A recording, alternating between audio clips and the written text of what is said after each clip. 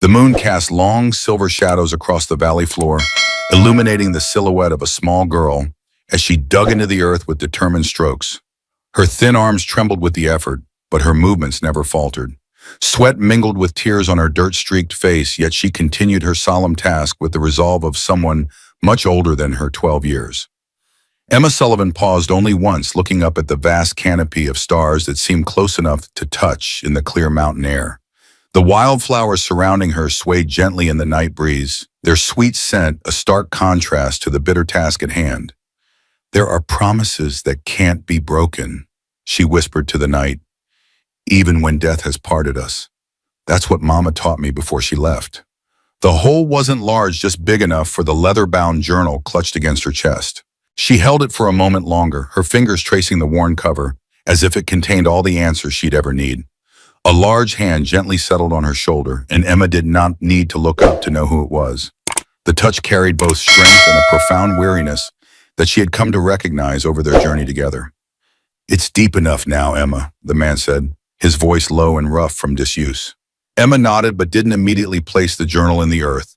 Instead, she opened it to a page marked with a pressed wildflower, a purple lupine now flat and faded but still beautiful. "Mama would have loved this valley," she said. It's exactly how she described it in her stories. The man knelt beside her, his tall frame folding awkwardly, and for a moment the moonlight caught his face, revealing deep-set eyes that had witnessed too much suffering and a beard that couldn't hide the scar running along his jaw.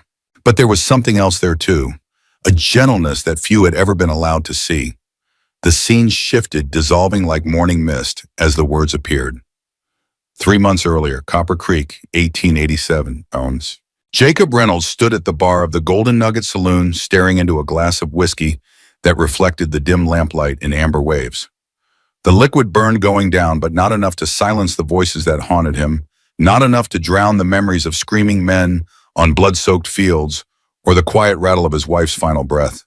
At 34, Jacob looked a decade older. His once bright blue eyes were now permanently shadowed, his dark hair streaked with premature gray at the temples. His hands, surgeon's hands that had once saved countless lives, now trembled slightly as he raised the glass to his lips. The saloon around him buzzed with the usual evening crowd, miners fresh from their shifts, their faces still bearing the dark streaks of copper dust. Gamblers hunched over card tables, and the occasional cowhand passing through town.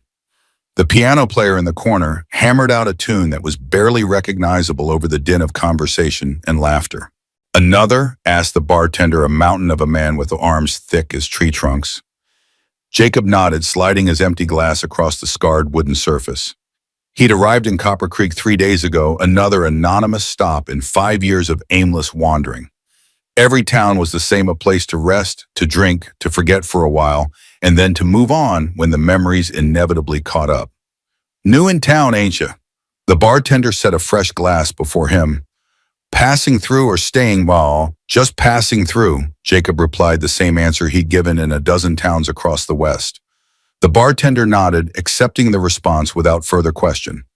In places like Copper Creek, a man's business was his own until proven otherwise. That was one of the few mercies the frontier still offered: anonymity, at least for a while. Jacob took another sip, feeling the familiar burn. He'd trained as a physician before the war, had served as a field surgeon during the bloodiest battles of the conflict, and had even maintained a small practice afterward. But that life had ended the day Sarah died, her body ravaged by consumption, while he, a supposed healer, could do nothing but watch. No, that wasn't entirely true. He'd done something in the end, something that haunted him more than all the battlefield amputations and bullet extractions combined. He'd increased her morphine dose that final night, knowing exactly what it would do, watching the pain ease from her face as her breathing slowed, then stopped. A mercy, he'd told himself. An act of love. The law, had it known, would have called it murder. A sudden crash from the back of the saloon jerked Jacob from his thoughts. Most patrons barely looked up. Brawls and disturbances were common enough, but something about the sound that followed made Jacob straighten. It wasn't the typical crash of breaking furniture or male voices raised in anger. It was a child's voice, high and frightened, coming from somewhere behind the saloon. "Please, no. I didn't mean to drop it." The pleading cut through the ambient noise like a knife, silencing the nearest conversations. Jacob set his glass down, suddenly alert, in a way he hadn't been in years. The bartender caught his eye and shook his head slightly. Best mind your own business, stranger. Some things in this town ain't worth the trouble they bring. But Jacob was already moving toward the back door, pushed by an instinct he'd thought long dead. The whiskey forgotten, he shouldered his way through the crowd, ignoring the curious glances that followed him. The night air hit him like a physical force as he stepped into the narrow alley behind the saloon. The smell of garbage and urine was overwhelming, but it was the tableau before him that froze the breath in his lungs. A girl no more than 12 knelt in the dirt beside an overturned bucket, frantically trying to gather scattered potatoes. Her dress was little more than rags, her auburn hair hanging in tangled strands around a face too thin and too pale. But it was her eyes that struck Jacob the hardest, large, dark, and filled with an acceptance that no child should ever possess. Standing over her was a man built like a bull's shoulders, straining against a dirty shirt, face flushed with alcohol and rage. In his hand, a lit cigarette glowed ominously in the darkness. Clumsy little wretch, the man slurred. Maybe a little fire will teach you to be more careful with what belongs to others. The girl looked up at him and in a voice devoid of hope, but strangely steady, asked, Are you going to put out the cigarette on me this time, or find a new way?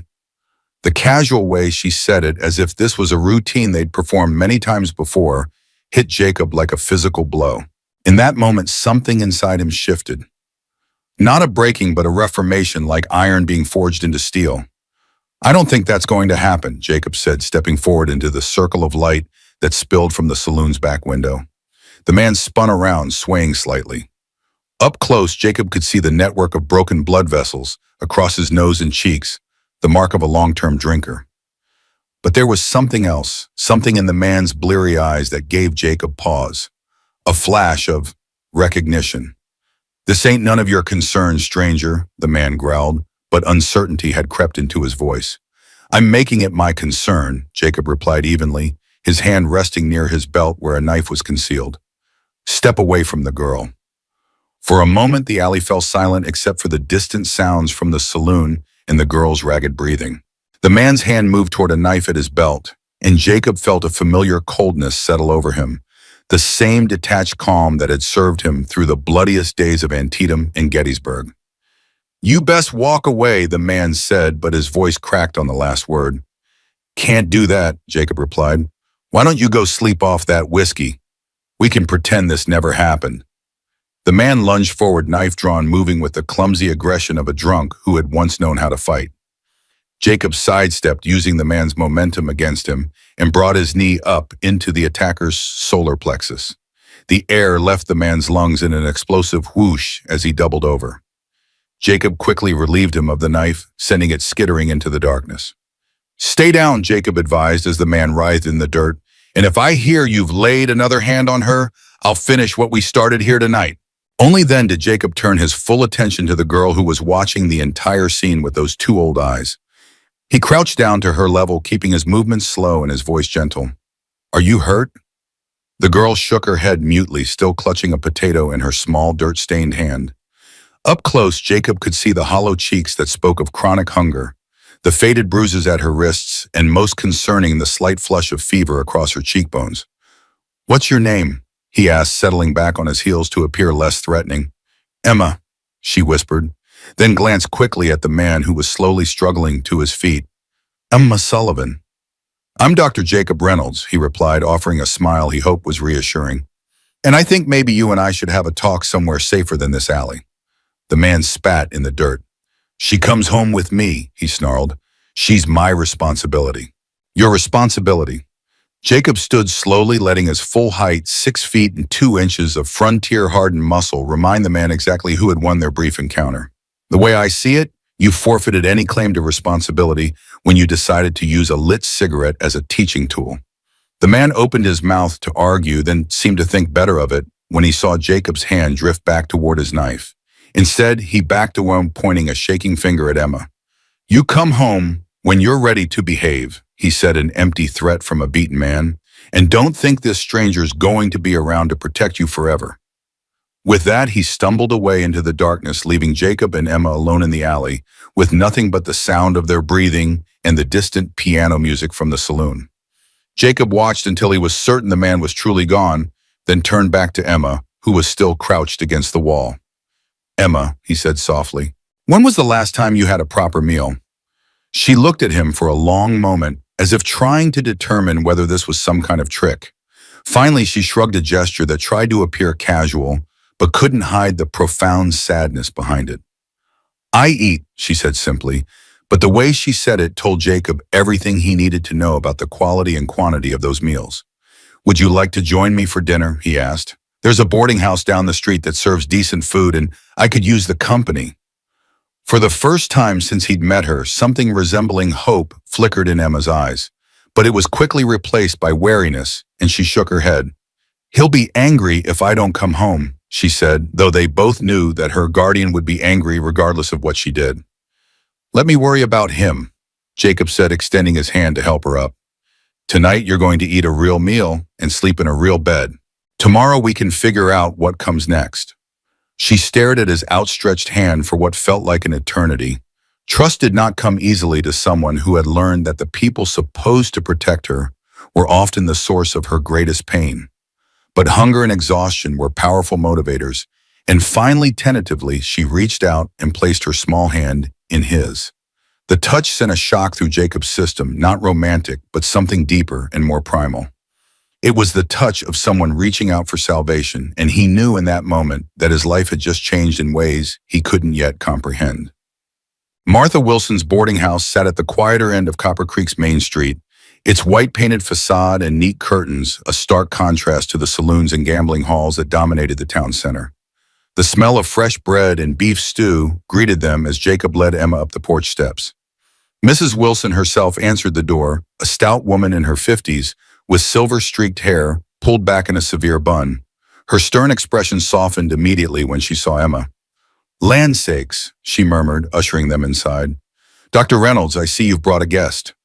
Jacob had been staying at the boarding house for the past 3 days, and while he hadn't shared much about his past with Mrs. Wilson, she had quickly intuited that he was a physician, perhaps from the medical texts he carried, or the way he had tended to another boarder's injured hand without a second thought. "This is Emma," Jacob said simply. "She could use a hot meal and a safe place to rest tonight, Mrs." Wilson needed no further explanation. She led them to the dining room where a few other boarders were finishing their evening meal and quickly set about preparing a plate of stew and fresh bread for Emma.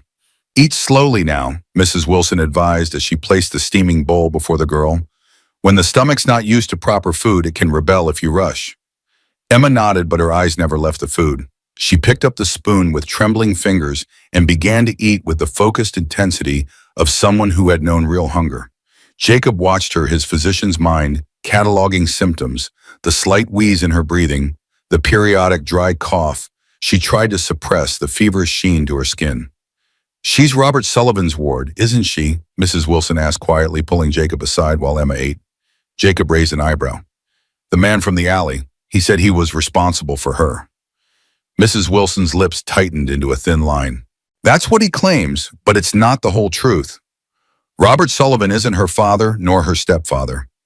He took her in after her mother died, supposedly out of the goodness of his heart." The way she said it made it clear she believed no such thing. "What happened to her mother?" Jacob asked. "Margaret Sullivan, though she wasn't actually married to Robert, died about 6 months ago. The official story is that she fell down the stairs, but—" Mrs. Wilson trailed off, glancing toward Emma. "Well, let's just say accidents seem to happen frequently around Robert Sullivan, especially when he's been drinking." Jacob felt a cold anger building inside him. "And no one has done anything about it. The sheriff—" Mrs. Wilson gave a humorless laugh. "Sheriff Morrison owes Sullivan money from poker games. Besides, who's going to take the word of a child over a grown man in this town?"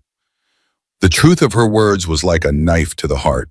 In towns like Copper Creek, justice was often a commodity to be bought and sold, and children had no currency with which to purchase it. "She can stay here tonight," Mrs. Wilson continued.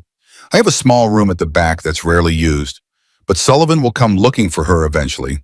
He gets a monthly stipend from the mining company compensation for families of miners who died in accidents. Margaret's first husband was killed in a cave-in 3 years ago, and Sullivan uses the money meant for Emma to fund his drinking." Jacob watched as Emma carefully sopped up the last of her stew with a piece of bread, eating as if each bite might be her last. Something protective and fierce stirred within him, a feeling he thought had died with Sarah. "I'll deal with Sullivan when the time comes," he said. "For now, let's just make sure she gets some rest." After Emma had eaten and Mrs. Wilson had shown her to a small clean room at the back of the house, Jacob took the opportunity to examine her more thoroughly. His suspicions were confirmed within minutes. "How long have you had that cough, Emma?" he asked gently, listening to her lungs with his stethoscope, one of the few possessions he'd kept from his former life. Emma shrugged. "A while, it's worse at night." Jacob nodded, keeping his expression neutral, even as his mind registered the telltale sounds in her chest, the slight crackling that suggested fluid in the lungs, the labored quality of her breathing. "Do you cough up anything?" he asked, though he already knew the answer. Emma hesitated, then nodded. "Sometimes it has blood in it," she admitted quietly. "Mr. Sullivan says it's because I'm bad inside." Jacob had to take a moment to control the surge of rage that threatened to overwhelm him. "That's not true, Emma. You're not bad inside or out. You're sick, but it's not your fault." "I know about," she said, surprising him with her certainty.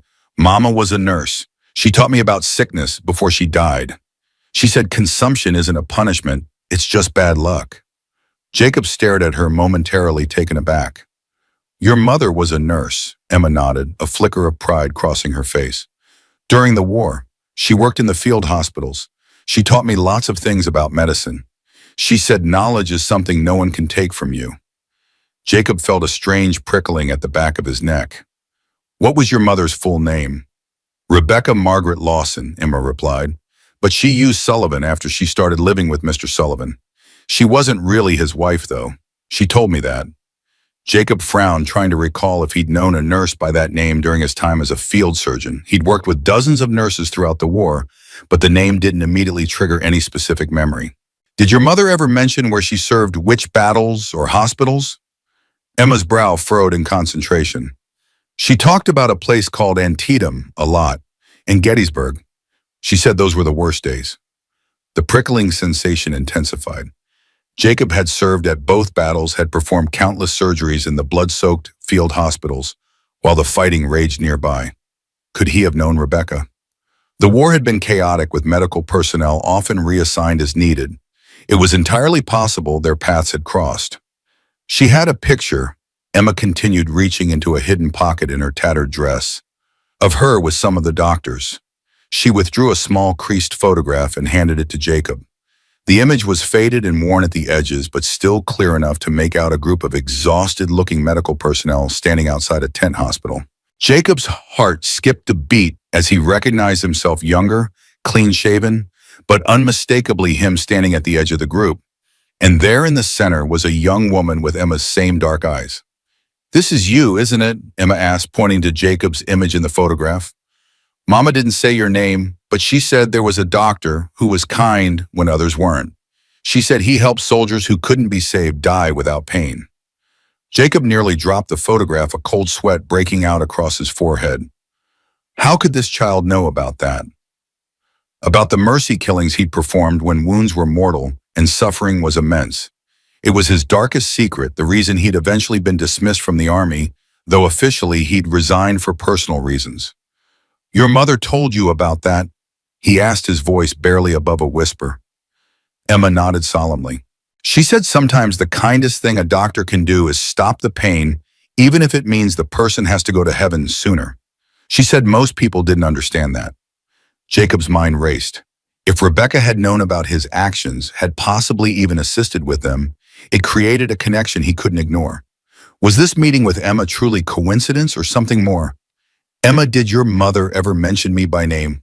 Did she know I was here in Copper Creek?" Emma shook her head.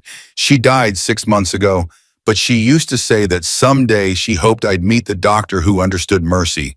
She said he'd recognize me even if I didn't recognize him." A chill ran down Jacob's spine. It was as if Rebecca had somehow known their paths would cross.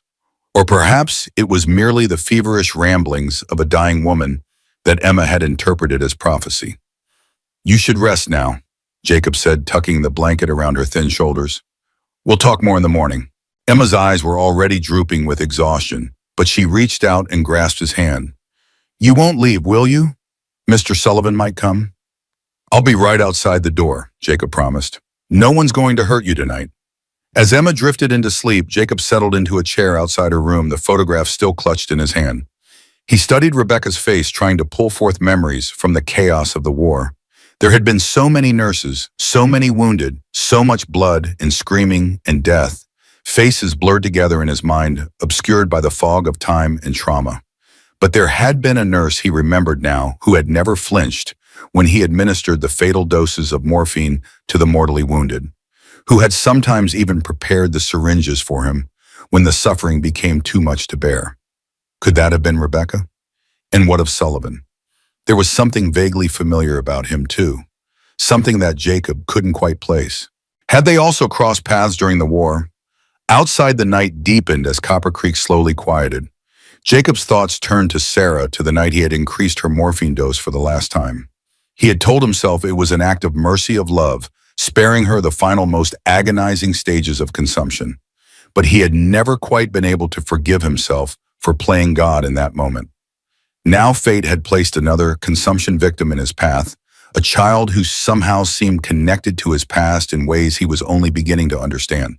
Was this a chance at redemption, or merely another tragedy he was powerless to prevent? As dawn began to lighten the eastern sky, Jacob made a decision. He would not abandon Emma to Sullivan's cruelty or to the indifference of Copper Creek.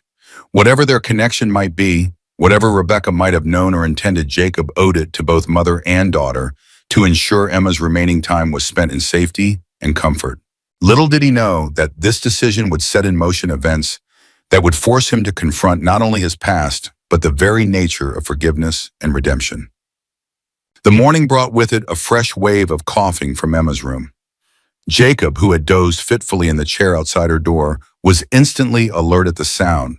He entered to find her doubled over, a handkerchief pressed to her mouth as her small frame shook with the effort of clearing her lungs. When the spasm passed, Jacob gently took the handkerchief from her hand. The bright spots of blood confirmed what he already knew: the disease was advancing. "I'm sorry," Emma whispered, her voice hoarse. "Don't be sorry," Jacob replied, pouring her a glass of water from the pitcher on the nightstand. "It's not your fault." She accepted the water gratefully, taking small sips as Jacob had taught her. "Is it the same thing your wife had?" she asked after a moment. Jacob stared at her in surprise. He hadn't mentioned Sarah to Emma. "How did you know about my wife?" Emma lowered the glass, looking suddenly uncertain. "You said her name in your sleep, Sarah. You kept saying you were sorry." Jacob felt a flush of embarrassment mixed with a deeper discomfort. Had he been talking in his sleep? It was possible the nightmares came frequently enough. "Yes," he admitted after a pause. "My wife Sarah died of consumption 3 years ago." Emma's dark eyes studied him with that unnerving adult quality. "Did you help her? Like you helped the soldiers?" The question hit Jacob like a physical blow. He opened his mouth to deny it, to offer some sanitized version of the truth, but found he couldn't lie to those knowing eyes. "Yes," he said finally. "She was in so much pain at the end. I couldn't bear to watch her suffer anymore." He expected judgment, perhaps even fear, but Emma merely nodded. "Mama said that's what love sometimes looks like. Doing the hard thing because it's the right thing." Jacob felt tears prick at the corners of his eyes. How was it possible that this child, this stranger, seemed to understand and accept what he had done when he himself had been unable to for years? "Your mother sounds like she was a wise woman," he said, his voice thick with emotion. "She was," Emmy agreed. "She told me that if I ever met you, I should trust you. She said you carried more pain than most because you took on the pain of others." Jacob couldn't speak past the lump in his throat. Had Rebecca really said those things, or was Emma constructing a narrative to make sense of their meeting? A knock at the boarding house door interrupted his thoughts. Mrs. Wilson's voice floated down the hallway, followed by heavier footsteps. Jacob tensed his hand, automatically reaching for the knife at his belt. "It's Sullivan," Mrs. Wilson said from the doorway, her face tight with concern. "He's demanding to see Emma." Jacob rose to his full height. "Tell him she's not well enough for visitors." Mrs. Wilson shook her head. "He's not taking no for an answer. Says if she doesn't come with him now, he'll bring the sheriff back with him." Emma clutched at the blanket, her knuckles white with fear. I should go, she whispered. He'll only get worse if I don't. You're not going anywhere with that man, Jacob said firmly. I'll deal with him. He strode down the hallway to the front parlor where Robert Sullivan stood swaying slightly despite the early hour. The smell of whiskey hung around him like a cloud. Where is she? Sullivan demanded, his bloodshot eyes narrowing as he spotted Jacob. You got no right to keep her from me. She's ill, Jacob replied coldly. She needs rest and proper care, not abuse. Sullivan's face flushed with anger. Who the hell do you think you are? She's my ward. I got papers that say so. Do you? Jacob challenged. Because Mrs. Wilson tells me you're not related to Emma at all. That you took her in after her mother died conveniently in an accident while under your care. Something flickered in Sullivan's eyes, a mixture of rage and something else. Fear, perhaps guilt. You don't know nothing about it, he spat. Rebecca was mine, the girl is mine, and I'll be damned if some drifter is going to tell me different. Jacob took a step closer, lowering his voice so only Sullivan could hear. I know exactly what kind of man you are, Sullivan. I saw the cigarette burns on Emma's arms. I heard her ask if you were going to burn her again, as if it were a regular occurrence. As a physician, I could report you for child abuse. Sullivan sneered. To who, Sheriff Morrison, go ahead. He knows which side his bread is buttered on. Maybe not to the sheriff, Jacob conceded. But the mining company might be interested to know how their compensation money is being spent. Or perhaps the territorial governor would like to hear about a town where children can be abused with impunity. The threat hit home. Sullivan's swagger faltered, his face paling beneath the flush of alcohol. The mining company had significant influence in territorial politics, and while local law might look the other way, higher authorities were another matter entirely. You're bluffing, Sullivan said, but there was uncertainty in his voice. Try me, Jacob replied evenly, or you can walk away now. Leave Emma with me. I'll see that she gets proper care. Sullivan's eyes narrowed. Care for what? She's dying, same as her mother. Consumption's got her. She won't last a year. The casual cruelty of the statement made Jacob's blood boil, but he forced himself to remain calm. All the more reason she should spend her remaining time in peace, not terror. For a moment, Sullivan seemed to waver. Something passed across his face, a ghost of an emotion that Jacob couldn't quite identify. Then the moment was gone, replaced by cold calculation. Fine, he said finally. Keep her, but the stipend comes to me. It's legally mine. Jacob felt disgust rise in his throat. Is that all you care about, the money? Sullivan's laugh was bitter. What else is there to care about in this godforsaken world? She's dying. You're dying. We're all dying, doctor. Some just faster than others. With that, he turned and stumbled out of the boarding house, leaving Jacob standing in the parlor with his hands clenched into fists and his mind racing. Mrs. Wilson appeared at his side, her expression grim. He'll be back, she said quietly, when he's sobered up enough to realize what he's losing. The stipend is substantial, $50 a month. In Copper Creek, that's a fortune. Jacob nodded, his resolve hardening. Then we'll need to be prepared. I'm going to need to speak with someone at the mining company, establish legal guardianship if possible. Mrs. Wilson raised an eyebrow. Are you planning to stay in Copper Creek? Then I thought you were just passing through. It was a fair question. Jacob had spent 5 years drifting from town to town, never staying long enough to form attachments or be remembered. The thought of putting down roots, even temporarily, sent a spike of anxiety through him. But then he thought of Emma, of the trust in her eyes when she'd placed her hand in his, of Rebecca, who had somehow known they would meet, of Sarah, whose death had set him on this lonely path. I'm staying, he said finally, at least until I can ensure Emma's safety. Mrs. Wilson studied him for a long moment, then nodded as if satisfied. There's a doctor in town, William Montgomery. He might be able to help with the legal matters. He has some influence with the mining company. Jacob felt a flicker of recognition at the name. Montgomery, William Montgomery. Yes, do you know him? Jacob's mind raced back to the war to a field hospital near Gettysburg where he had worked alongside another surgeon, a competent, quiet man who had never questioned Jacob's methods with the mortally wounded. I might, he said slowly. We may have served together during the war.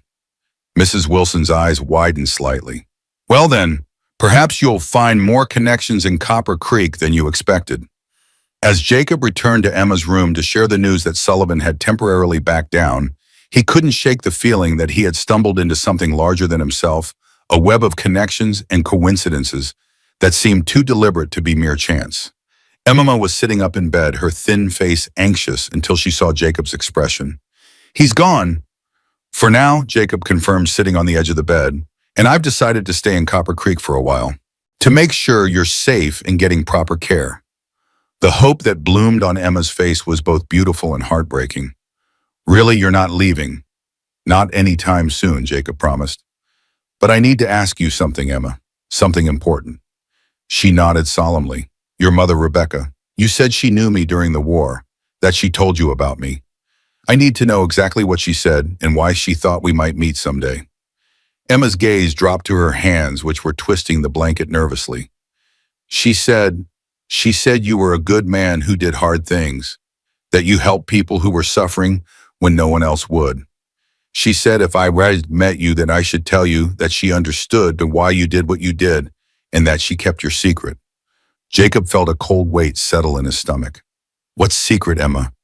"About the soldiers," she whispered, "the ones who couldn't be saved. She said you gave them peace when others would have let them suffer.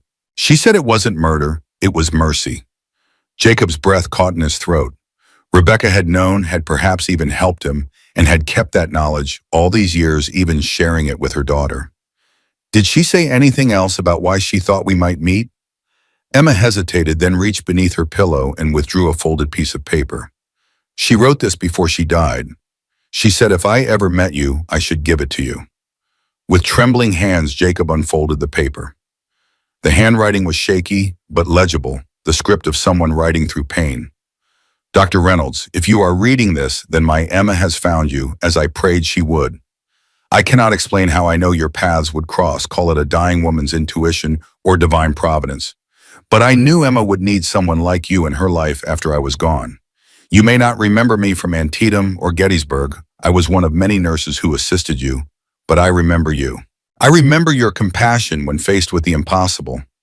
I remember how you took on the burden of ending suffering when it could not be cured. Emma is dying just as I am.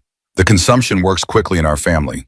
She will need someone who understands that quality of life matters more than quantity, someone who knows when to fight and when to surrender with grace.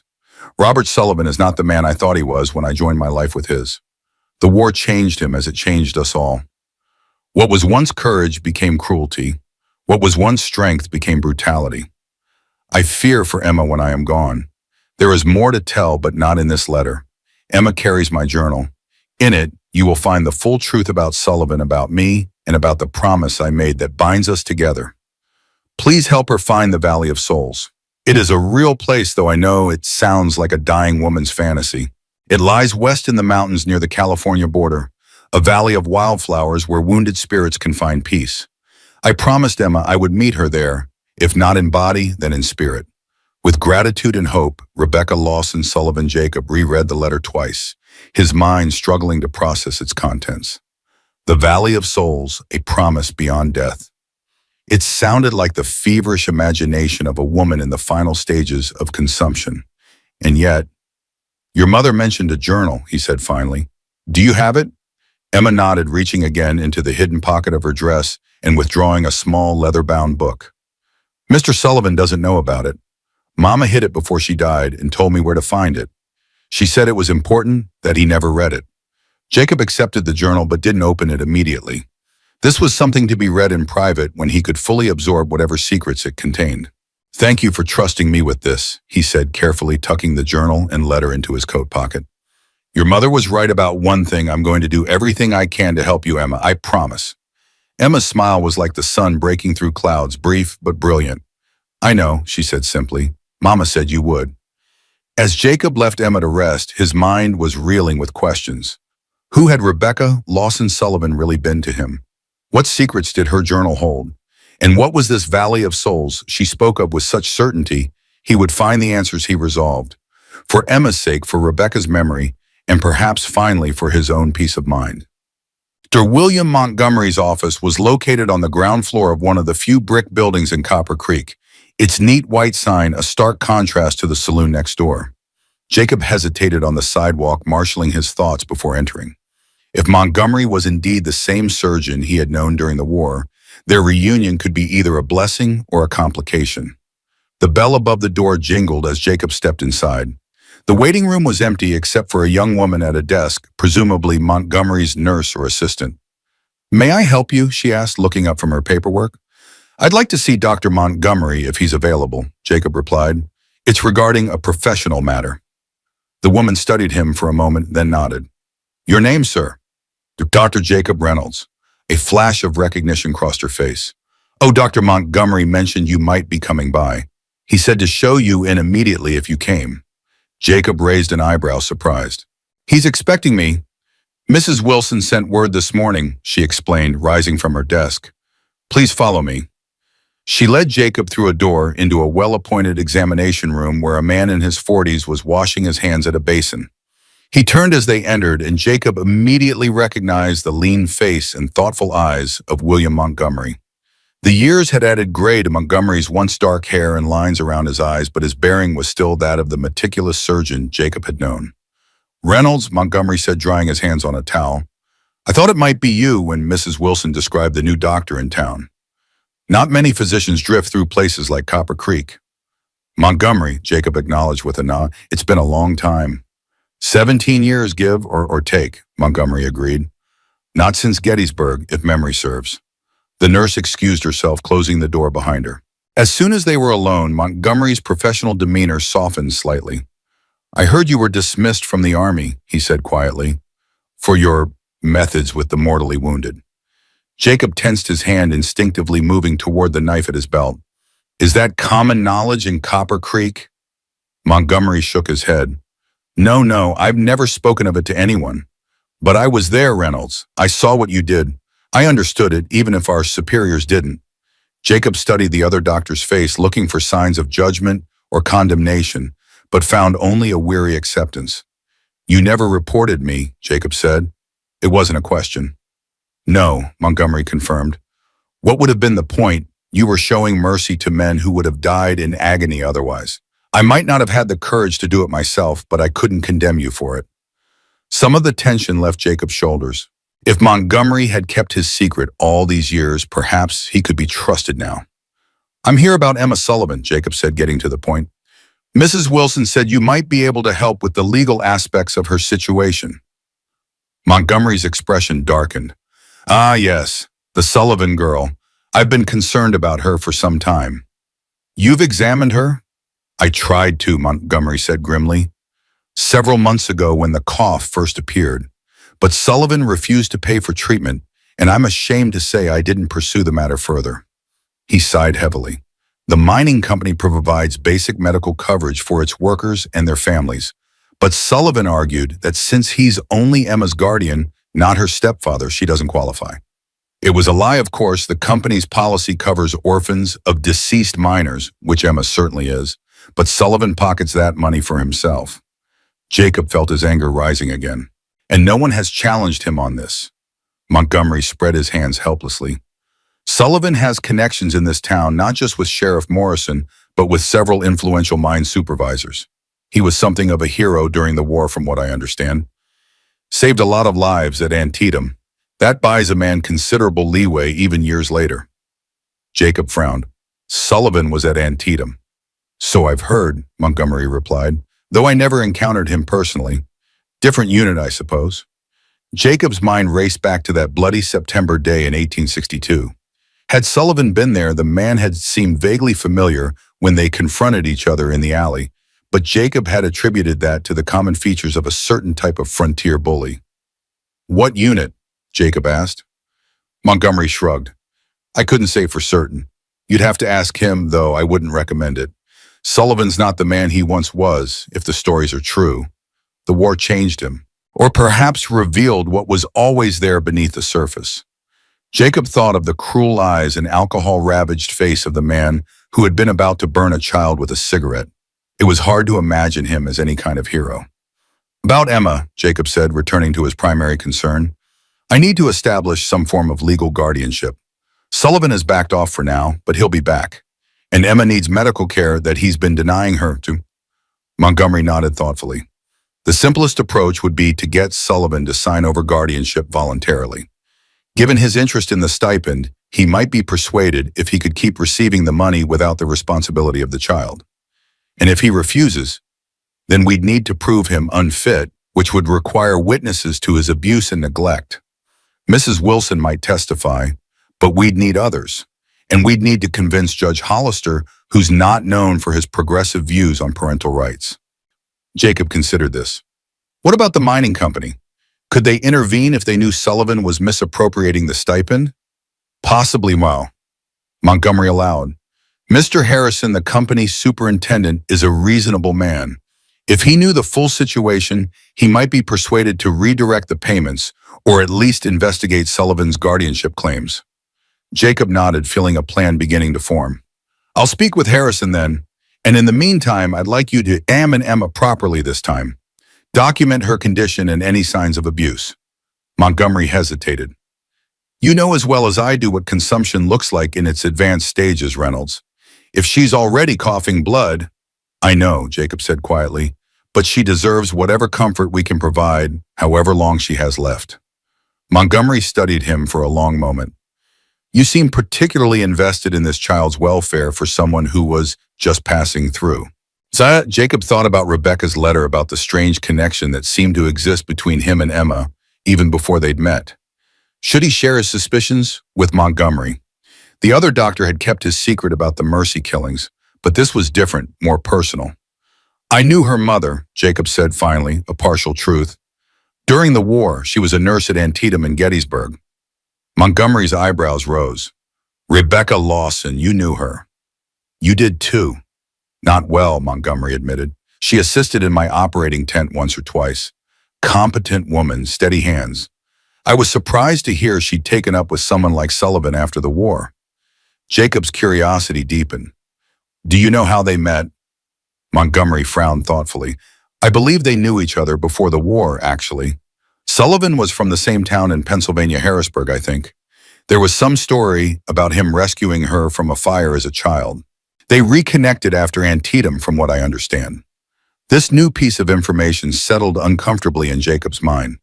If Sullivan and Rebecca had a history that predated the war, it added another layer of complexity to the situation. What had turned a childhood hero into an abuser? And why had Rebecca, by all accounts an intelligent and compassionate woman, chosen to stay with such a man? There's more to this story than meets the eye, Jacob murmured almost to himself. There usually is, Montgomery agreed, especially where the war is concerned. It changed us all, didn't it? Some for better, some for worse. Jacob couldn't argue with that. The war had taken his youth, his idealism, and eventually, in a roundabout way, his wife. It had turned him into a drifter, a man running from his past. What had it done to Sullivan, to Rebecca? I should get back to Emma, Jacob said, rising from his chair. Will you come by Mrs. Wilson's later to examine her? Montgomery nodded. Around 4, if that suits. And Reynolds, he hesitated, then continued. Whatever you decide to do about Sullivan, be careful. There's more going on in this town than is immediately apparent. The mining company has its fingers in everything, and not always for the better. I'll keep that in mind, Jacob promised, though his thoughts were already racing ahead to his next steps. He needed to read Rebecca's journal to understand what she had meant about the full truth in this mysterious valley of souls. As he stepped back onto the dusty main street of Copper Creek, Jacob felt the weight of the journal in his pocket like a physical presence. Whatever secrets it contained, he sensed they would change the course of his life and Emma's irrevocably. The sun was high overhead, casting harsh shadows across the town's weathered buildings. In the distance, the mountains rose against the sky, their peaks still snow-capped despite the summer heat. Somewhere beyond those mountains, if Rebecca was to be believed, lay a valley where wounded souls could find peace. Jacob didn't know if such a place truly existed, but he was beginning to believe that his journey there had already begun the moment he stepped into that alley behind the Golden Nugget Saloon. The leather-bound journal lay open on Jacob's lap, its pages illuminated by the soft glow of an oil lamp. Night had fallen over Copper Creek, and the boarding house was quiet save for the occasional creak of settling wood. Emma slept peacefully in the next room, her breathing labored but steady after Montgomery's examination that afternoon. Jacob turned another page, his physician's eyes narrowing as he tried to decipher Rebecca's increasingly unsteady handwriting. The journal entries began 2 years after the war and chronicled her life with Sullivan and Emma. The early pages depicted a relationship built on shared trauma and mutual needs, Sullivan broken by the war, Rebecca desperate to rebuild some semblance of family after losing her first husband in the mines. But as Jacob read further, a darker picture emerged. Sullivan's drinking had worsened over time, his moods becoming unpredictable, then violent. Rebecca described hiding bruises, making excuses, planning escapes, only to be drawn back by Sullivan's tearful promises to change. One entry in particular made Jacob's blood run cold. April 17, 1885. Robert found the letter I had written to the mining company about Emma's stipend. The rage in his eyes, I've never seen anything like it. He said I was betraying him after all he'd done for us, as if taking in a dying miner's widow and child was some great charity rather than a calculated move to secure the monthly payments. When I reminded him that the money was meant for Emma's care, he struck me so hard I saw stars. Then he burned the letter before my eyes and said if I ever tried to contact the company again, he would make sure Emma suffered for it. I cannot leave, not yet. Emma needs the medicine I've been secretly buying with the laundry money, and we have nowhere else to go. But I've begun hiding small amounts whenever I can. One day we will escape to the valley. My grandmother spoke of the place where wildflowers bloom year-round and wounded souls find peace. Jacob closed his eyes, imagining Rebecca's desperation. He'd seen similar situations during his years of practice, women trapped in abusive relationships by financial dependence, fear, or misplaced loyalty. But there was something particularly heartbreaking about Rebecca's situation, especially knowing how it had ended. He turned to the final entries written in a hand that trembled with either fear or illness. Perhaps both. October 3rd, 1886. The cough is worse today. I've been hiding the blood from Emma, but she's too observant not to have noticed. She asked me this morning if I was going to heaven like her father. How does one answer such a question? But I told her about the Valley of Souls, instead the place between worlds where those who leave can still watch over those who remain. I described the wildflowers, the clear streams, the perfect peace. She listened with such hope in her eyes that for a moment I almost believed it myself. But hope is a luxury I can ill afford. I must be practical. I've sewn the last of our savings into the lining of Emma's dress and hidden this journal where Robert won't find it. If something happens to me, she will at least have the means to escape. I've also written to Dr. Reynolds, or rather written a letter he may never receive. It seems foolish, perhaps the beginning of consumption fever, but I cannot shake the feeling that he will find Emma when I am gone. He of all people will understand what must be done when her time comes. The final entry was dated just 3 days before Rebecca's death, October 29th, 1886. Robert knows. God help us, he knows everything. I was delirious with fever last night and spoke of things I should never have mentioned about Antietam, about Dr. Reynolds and the mercy he showed the dying, about how I helped him prepare the morphine when the wounds were beyond hope. The look on Robert's face was terrible to behold. He called me a murderer, an accomplice to evil. He couldn't understand that what we did was an act of compassion, not cruelty. He knows about the money now too. He tore apart Emma's dress while she slept and found the coins I had hidden. When I tried to stop him, he pushed me against the wall and said that after I was gone, he would make sure Emma learned the price of deception. I am afraid not for myself, as I know my time is short, regardless, but for my daughter. I've told her where to find this journal after I'm gone, made her memorize the location of the valley from my grandmother's stories. West, always west, following the old Spanish trail into the mountains where the 3 peaks meet like fingers reaching for heaven. If you are reading this, Dr. Reynolds, I beg you take Emma away from here. Find the valley. Let her last days be filled with beauty instead of fear. And when the time comes, show her the same mercy you showed those soldiers, the same mercy I wish someone had shown me. Jacob closed the journal, his mind reeling. Rebecca's words confirmed what he had begun to suspect, that her death had been no accident, and that Sullivan's cruelty toward Emma stemmed not just from general brutality, but from a specific vendetta. Sullivan saw the girl as the daughter of a murderer, a living reminder of what he perceived as Rebecca's betrayal. But something else troubled Jacob even more deeply. Rebecca's certainty that he would find Emma, that he would be the one to guide her through her final days, struck him as impossibly prescient. How could she have known their paths would cross?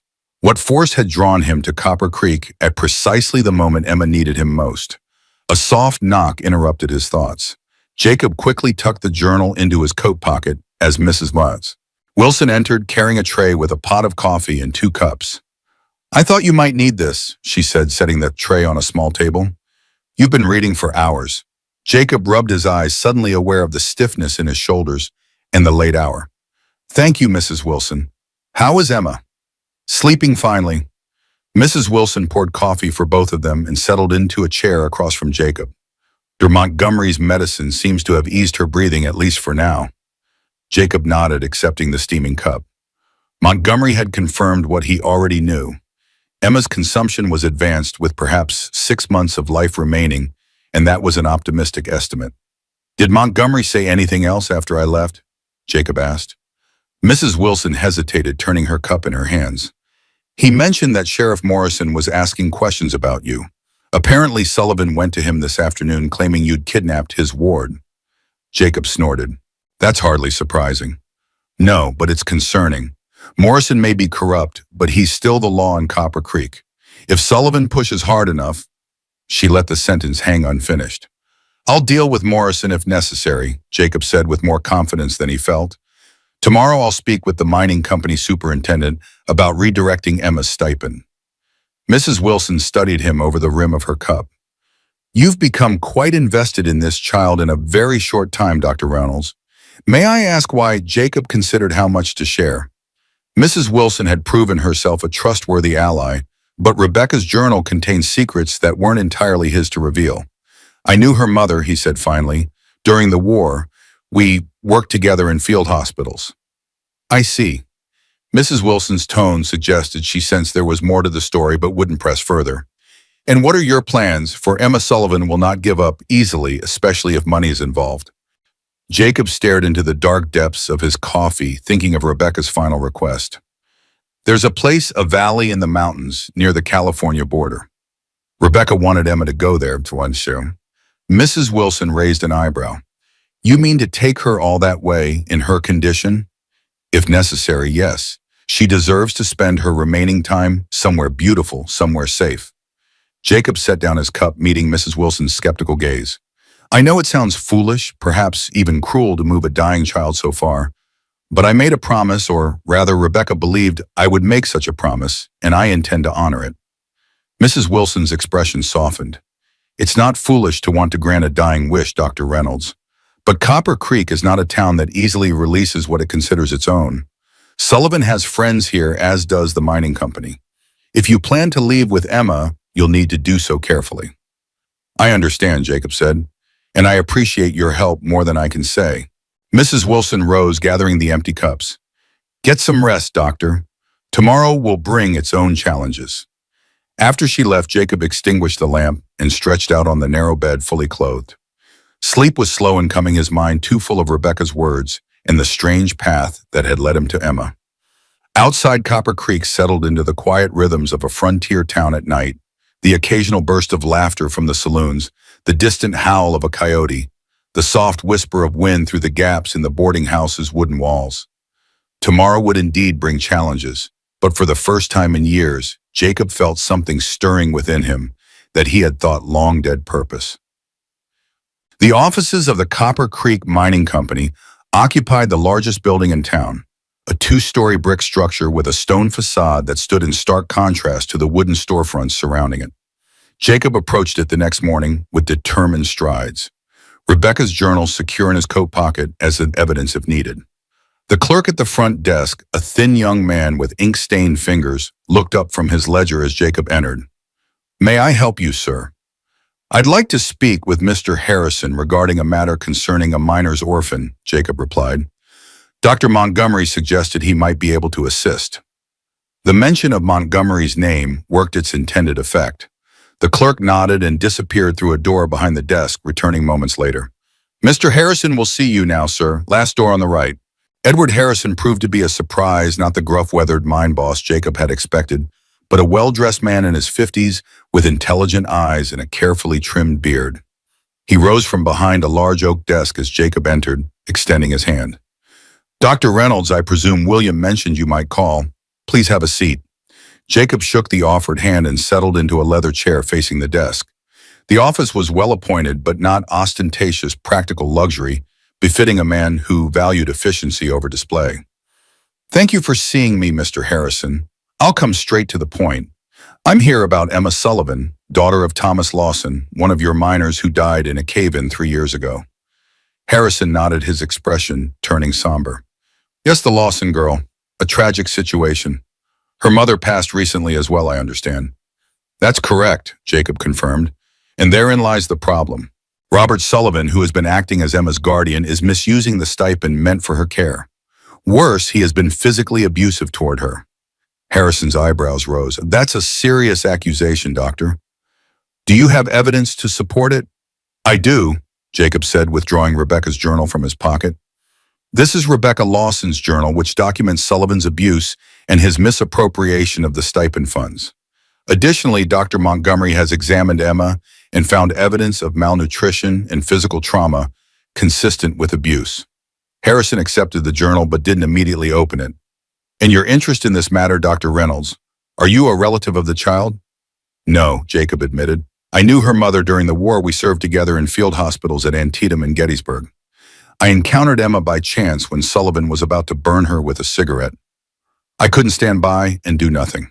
Harrison studied Jacob for a long moment, then carefully opened the journal, scanning several pages with a deepening frown. When he looked up, his eyes had hardened. This is disturbing, to say the least. The company takes its responsibility toward miners' families very seriously, Dr. Reynolds. If what this journal describes is accurate, immediate action is required. That's all I'm asking, Jacob said. Emma is ill consumption, advanced stage.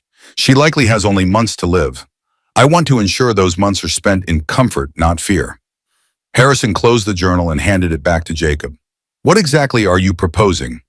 Legal guardianship transferred to me with the stipend redirected accordingly. I intend to take Emma west to a place her mother spoke of, a valley with a climate that might ease her symptoms, if not prolong her life. And if Sullivan objects, he's already demonstrated he's an unfit guardian, Jacob pointed out. Between Rebecca's journal, Dr. Montgomery's medical assessment, and my own testimony, I believe we have sufficient grounds to override his objections. Harrison drummed his fingers on the desk, considering. Sullivan does have friends in town, including Sheriff Morrison. This could become complicated.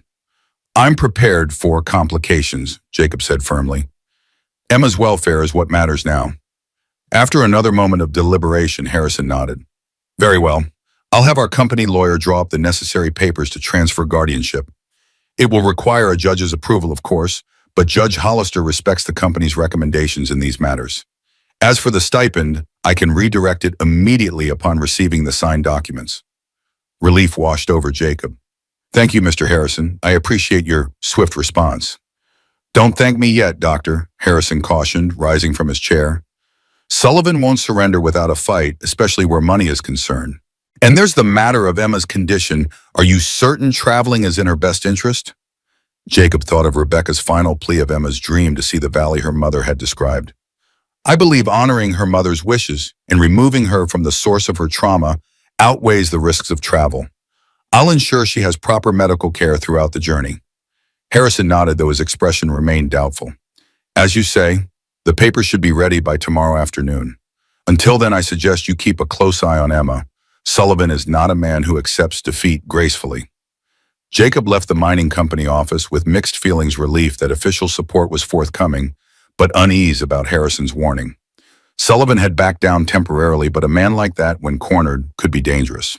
As he walked back toward the boarding house, Jacob's attention was drawn to a figure standing in the shadow of the general store across the street.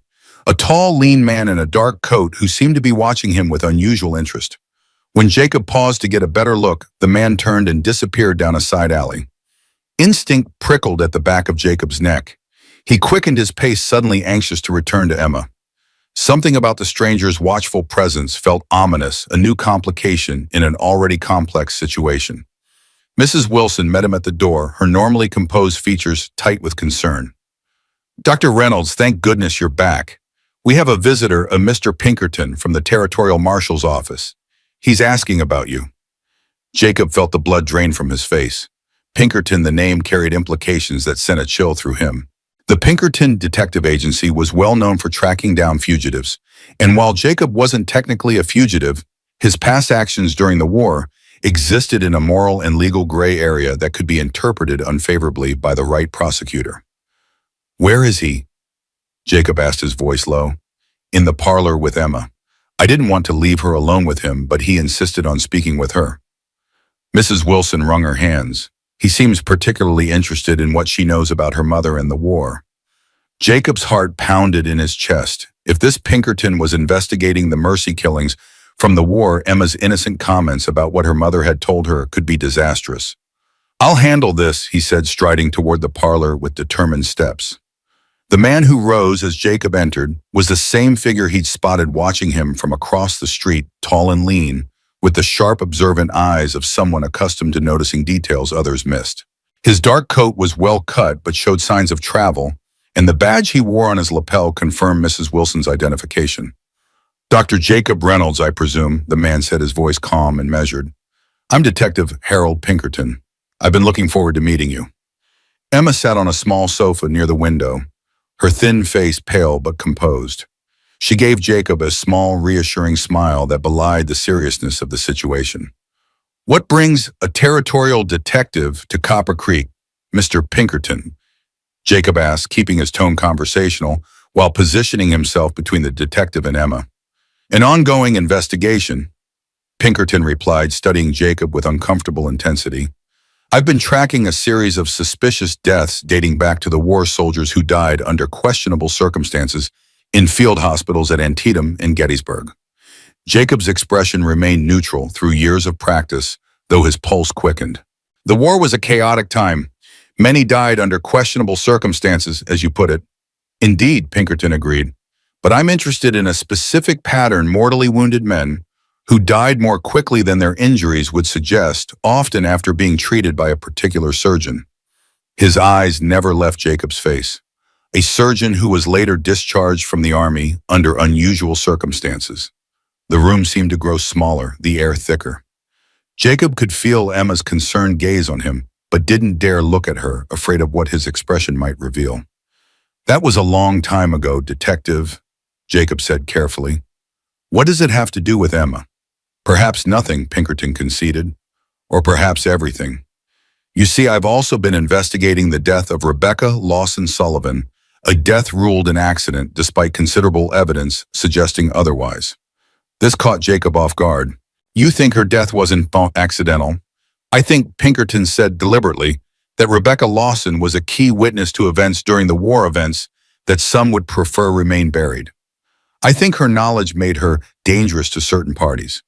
And I think her daughter may possess information she doesn't even realize is significant." Emma spoke up, her voice stronger than Jacob expected. "Mama fell down the stairs. That's what Mr. Sullivan told everyone." Pinkerton turned his attention to her, his expression softening slightly. "And do you believe that's what happened, Emma?" Emma's eyes flicked to Jacob, then back to the detective. "Mama was very sick at the end. She got confused sometimes, lost her balance. It could have been an accident." Jacob noted her careful phrasing, not a confirmation, but not a denial either. Emma was protecting someone, but who? Sullivan out of fear, Rebecca out of loyalty? Or was she perhaps protecting Jacob himself? "Why don't we continue this conversation another time?" Jacob suggested, moving to stand beside Emma. "Emma needs her rest, and I have patients to attend to." Pinkerton didn't appear offended by the dismissal. He simply nodded and retrieved his hat from a side table. "Of course, Doctor, but this investigation isn't going away. I'll be in town for some time and we'll speak again at length." As he reached the parlor door, he paused, turning back. "One more thing, Dr. Reynolds. I understand you're seeking guardianship of Emma with the intention of taking her west. I'd advise against leaving Copper Creek until our business is concluded." The implied threat hung in the air even after Pinkerton had departed. Jacob sank onto the sofa beside Emma, suddenly exhausted. "Are you in trouble?" Emma asked quietly, her dark eyes studying his face with that unsettling perception. Jacob hesitated, torn between the instinct to shield her from worry and the knowledge that she deserved honesty. "I might be," he admitted finally. Detective Pinkerton is investigating things that happened during the war, things your mother knew about.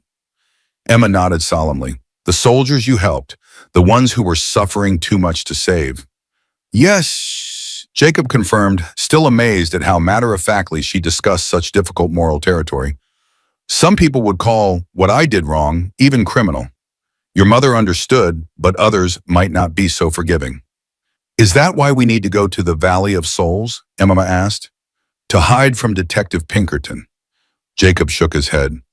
No, Emma, we're going there because it's what your mother wanted for you and because I believe it's where you'll find the most peace for whatever time you have left. He took her small hand in his. But first we need to make sure Sullivan can't prevent us from leaving. I've spoken with Mr. Harrison at the mining company, and he's arranging for me to become your legal guardian. Emma's face brightened. Really? So Mr. Sullivan can't make me go back with him. That's the idea, Jacob confirmed. The papers should be ready tomorrow. Until then, you'll stay here where it's safe. Emma's smile faded, her expression turning serious beyond her years. He'll be angry, you know. He doesn't like losing things he thinks belong to him. The phrasing sent a chill through Jacob. You don't belong to anyone, Emma. You're your own person. I know that, she said softly, but Mr. Sullivan doesn't. He thinks Mama belonged to him too, and when she tried to leave. She trailed off, her gaze distant. Jacob's heart skipped a beat. Emma, did you see what happened to your mother the night she died? Emma looked down at their joined hands, her voice dropping to a whisper. I was supposed to be asleep. But I heard them arguing about me about the money Mama had hidden. Mr. Sullivan was drunk, angrier than I'd ever seen him. Mama said she was taking me away, that she'd rather die than let him hurt me anymore. She paused, drawing a shaky breath.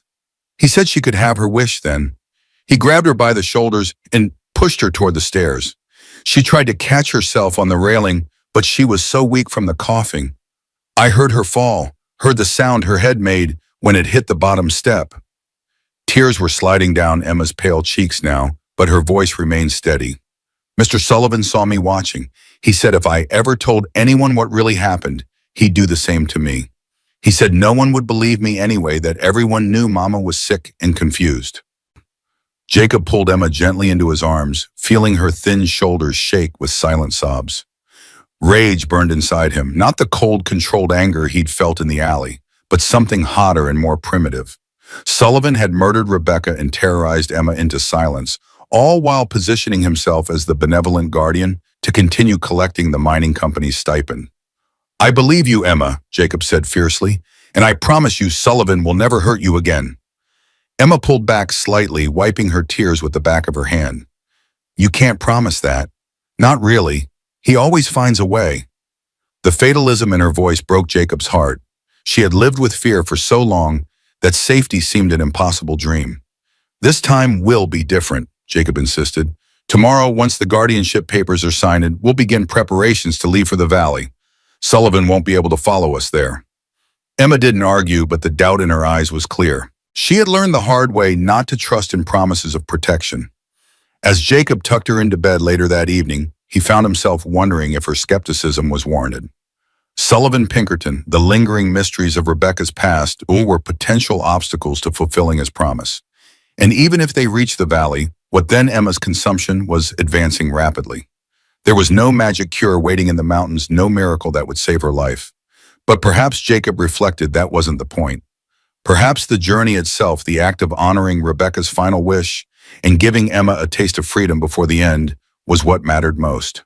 With that thought in mind, he settled into the chair outside her door for another night of watchful vigilance, the weight of Rebecca's journal, a constant reminder of the promises made and the promises yet to be kept. The sound of breaking glass jolted Jacob from a fitful sleep. He leaped to his feet, disoriented for a moment before the crash of splintering wood sent him lunging toward Emma's door. The room was in chaos, the window shattered, curtains billowing in the night breeze, and Emma's bed empty. A dark figure was halfway through the window, one arm clutching Emma's struggling form. Sullivan! Jacob roared, hurling himself across the room. He caught the man's shoulder just as he was about to pull Emma completely through the broken window. Sullivan turned, his face contorted with rage and desperation, and swung wildly with his free hand. The blow caught Jacob on the temple, sending him staggering back. She's mine, Sullivan snarled. The money's mine. You got no right. Emma fought like a wild creature, kicking and clawing at her captor. Let me go, Dr. Reynolds, help. Jacob recovered his balance and lunged again, this time catching Sullivan by the throat. The bigger man gurgled in surprise, his grip on Emma loosening just enough for her to wrench free and scramble back into the room. Run, Emma, Jacob shouted, struggling to maintain his hold, as Sullivan's powerful arms flailed against him. Get Mrs. Wilson, Emma darted for the door, but Sullivan managed to hook a foot around her ankle, sending her crashing to the floor with a cry of pain. In the moment, Jacob's attention shifted to Emma. Sullivan broke free of his grasp and delivered a crushing blow to Jacob's ribs. Pain exploded through Jacob's side as he fell back against the wall, the breath knocked from his lungs. Sullivan was on him in an instant, hands closing around his throat, eyes wild with alcoholic fury.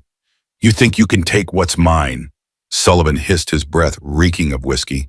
You think you're better than me, doctor? You ain't nothing but a murderer in fancy clothes. The words sent a shock through Jacob's system. How did Sullivan know about the Mercy killings? Had Pinkerton spoken to him? Or was this knowledge from another source? Spots danced before Jacob's eyes as Sullivan's grip tightened. He clawed desperately at the bigger man's hands, but the lack of oxygen was quickly sapping his strength. In the periphery of his fading vision, he saw Emma struggle to her feet, saw her cast about frantically for a weapon. Then, with surprising speed for someone so ill, she grabbed the heavy ceramic water pitcher from the nightstand and brought it down on Sullivan's head with all her strength. The pitcher shattered and Sullivan slumped forward, momentarily stunned. Jacob seized the opportunity, driving his knee up into Sullivan's solar plexus and shoving him backward. Sullivan crashed into the broken window glass, shards slicing into his arms as he struggled to regain his balance. You little bitch, he wheezed, blood streaming from a gash on his scalp where the pitcher had struck. His gaze locked on Emma with murderous intent. Just like your mother, always fighting back when you should know your place. Jacob pushed himself to his feet, positioning himself between Sullivan and Emma, despite the searing pain in his ribs. It's over, Sullivan. The mining company knows everything about the abuse, about how you've been misusing the stipend. By tomorrow, you'll have no legal claim to Emma. Sullivan's laugh was ugly, tinged with desperation. You think papers change anything? You think I care about what's legal? She belongs with me, Rebecca promised. Rebecca was trying to escape you, Jacob countered. She was taking Emma away when you killed her. Sullivan's expression shifted, something like genuine grief flickering beneath the rage. I didn't mean to. She was leaving, taking Emma, taking the money. After everything I'd done for them. After I saved her life. The pain in his voice gave Jacob pause. There was something more here. Something beyond simple greed or cruelty. What do you mean you saved her life? Sullivan's bloodshot eyes fixed on Jacob with sudden clarity. Harrisburg, 1855. Lawson's Mill. Fire took the whole place, killed Rebecca's folks. I pulled her out, carried her through the flames. She promised she'd never leave. Said we were bound by fire and blood. A flash of recognition struck Jacob. He'd heard of the Lawson Mill fire. It had been notorious, one of the deadliest industrial accidents of its time. And Sullivan had saved Rebecca. It added a layer of complexity to their relationship that Rebecca's journal hadn't fully conveyed. That was a long time ago, Jacob said, his voice softening slightly. People change. Promises get broken. It doesn't justify what you did to her or what you've done to Emma. You don't understand, Sullivan insisted, swaying slightly as blood continued to seep from his head wound. I loved her. Even when the war changed me, even when the drink took hold, I loved her. I never meant for her to fall. I just wanted her to stay. Emma, who had been silent during this exchange, suddenly spoke up. You pushed her. I saw you. Sullivan's gaze shifted to her, something like shame crossing his features. It was an accident, Emma. You got to believe me. I never wanted your mama dead. But you did want to hurt her, Emma said quietly. You wanted to punish her for trying to leave, just like you punish me whenever I remind you of her. The simple truth of her words seemed to deflate Sullivan. He slumped against the window frame, the fight visibly draining from him. She chose you over me, he muttered. Always you. Never mind what I sacrificed, what I endured. She chose you. Before Jacob could respond, the door burst open. Mrs. Wilson stood there, a shotgun in her hands, with Dr. Montgomery right behind her. Step away from the window, Sullivan, Mrs. Wilson ordered, the barrel of the shotgun unwavering. The sheriff's on his way. Sullivan's eyes darted between the shotgun, Jacob, and Emma. For a moment, Jacob thought he might try to flee through the broken window. Instead, he straightened a strange dignity, suddenly evident despite his bloodied state. "Tell Morrison I'll be at the saloon," he said, his voice flat. "This ain't over Reynolds, not by a long shot." With that, he ducked through the window and disappeared into the night, leaving behind a room destroyed and questions multiplying in Jacob's mind. Montgomery rushed forward to examine Jacob and Emma for injuries, while Mrs. Wilson kept watch at the window, shotgun ready. Jacob's ribs were badly bruised but not broken, and Emma had suffered only minor scrapes from her fall. "What in God's name was that about?" Montgomery demanded, as he wrapped a bandage around Jacob's chest. "Sullivan's always been a mean drunk, but this is beyond the pale." Jacob exchanged a glance with Emma, who gave a small nod of permission. "Sullivan killed Rebecca," he said quietly. "Emma witnessed it. He's been threatening her to keep her kid in, all while collecting the mining company's stipend meant for her care." Montgomery's eyes widened. "Good Lord, does Sheriff Morrison know?" "Would it matter if he did?" Mrs. Wilson asked bitterly, still watching the yard for any sign of Sullivan's return. "Morrison's in Sullivan's power, same as half the men in this town." "Maybe so," Montgomery conceded. "But murder is another matter entirely. Even Morrison couldn't ignore that, especially not with the mining company involved." Jacob wasn't so sure. Frontier justice was often more about convenience than truth, especially where influential men were concerned. Sullivan might face consequences for the break-in and assault, but without corroborating witnesses, Emma's testimony about her mother's death might not be enough. "We need to move up our timeline," Jacob decided, wincing as he pulled his shirt back on over the bandages. "Sullivan knows he's losing his claim on Emma. He's desperate, which makes him dangerous. We can't wait for the guardianship papers to be finalized." "You're suggesting you leave tonight?" Montgomery asked, alarmed. "In your condition, with Emma as weak as she is?" "Not tonight," Jacob amended, "but tomorrow, as soon as Harrison has the preliminary papers ready. We don't need to wait for a judge's signature to put distance between Emma and Sullivan." Mrs. Wilson frowned. "And what about Detective Pinkerton? He made it clear he didn't want you leaving town." Jacob had almost forgotten about Pinkerton amid the chaos with Sullivan, but the detective's investigation posed its own threat. If Pinkerton was looking into the Mercy killings from the war, Jacob could face serious charges, possibly even hanging. "Pinkerton is after information, not immediate arrests," Jacob reasoned. "His focus seems to be on understanding what happened during the war and how it connects to Rebecca's death. Once we're safely away, I can correspond with him if necessary." Montgomery looked unconvinced. "You're taking an awful risk, Reynolds, for a child you barely know."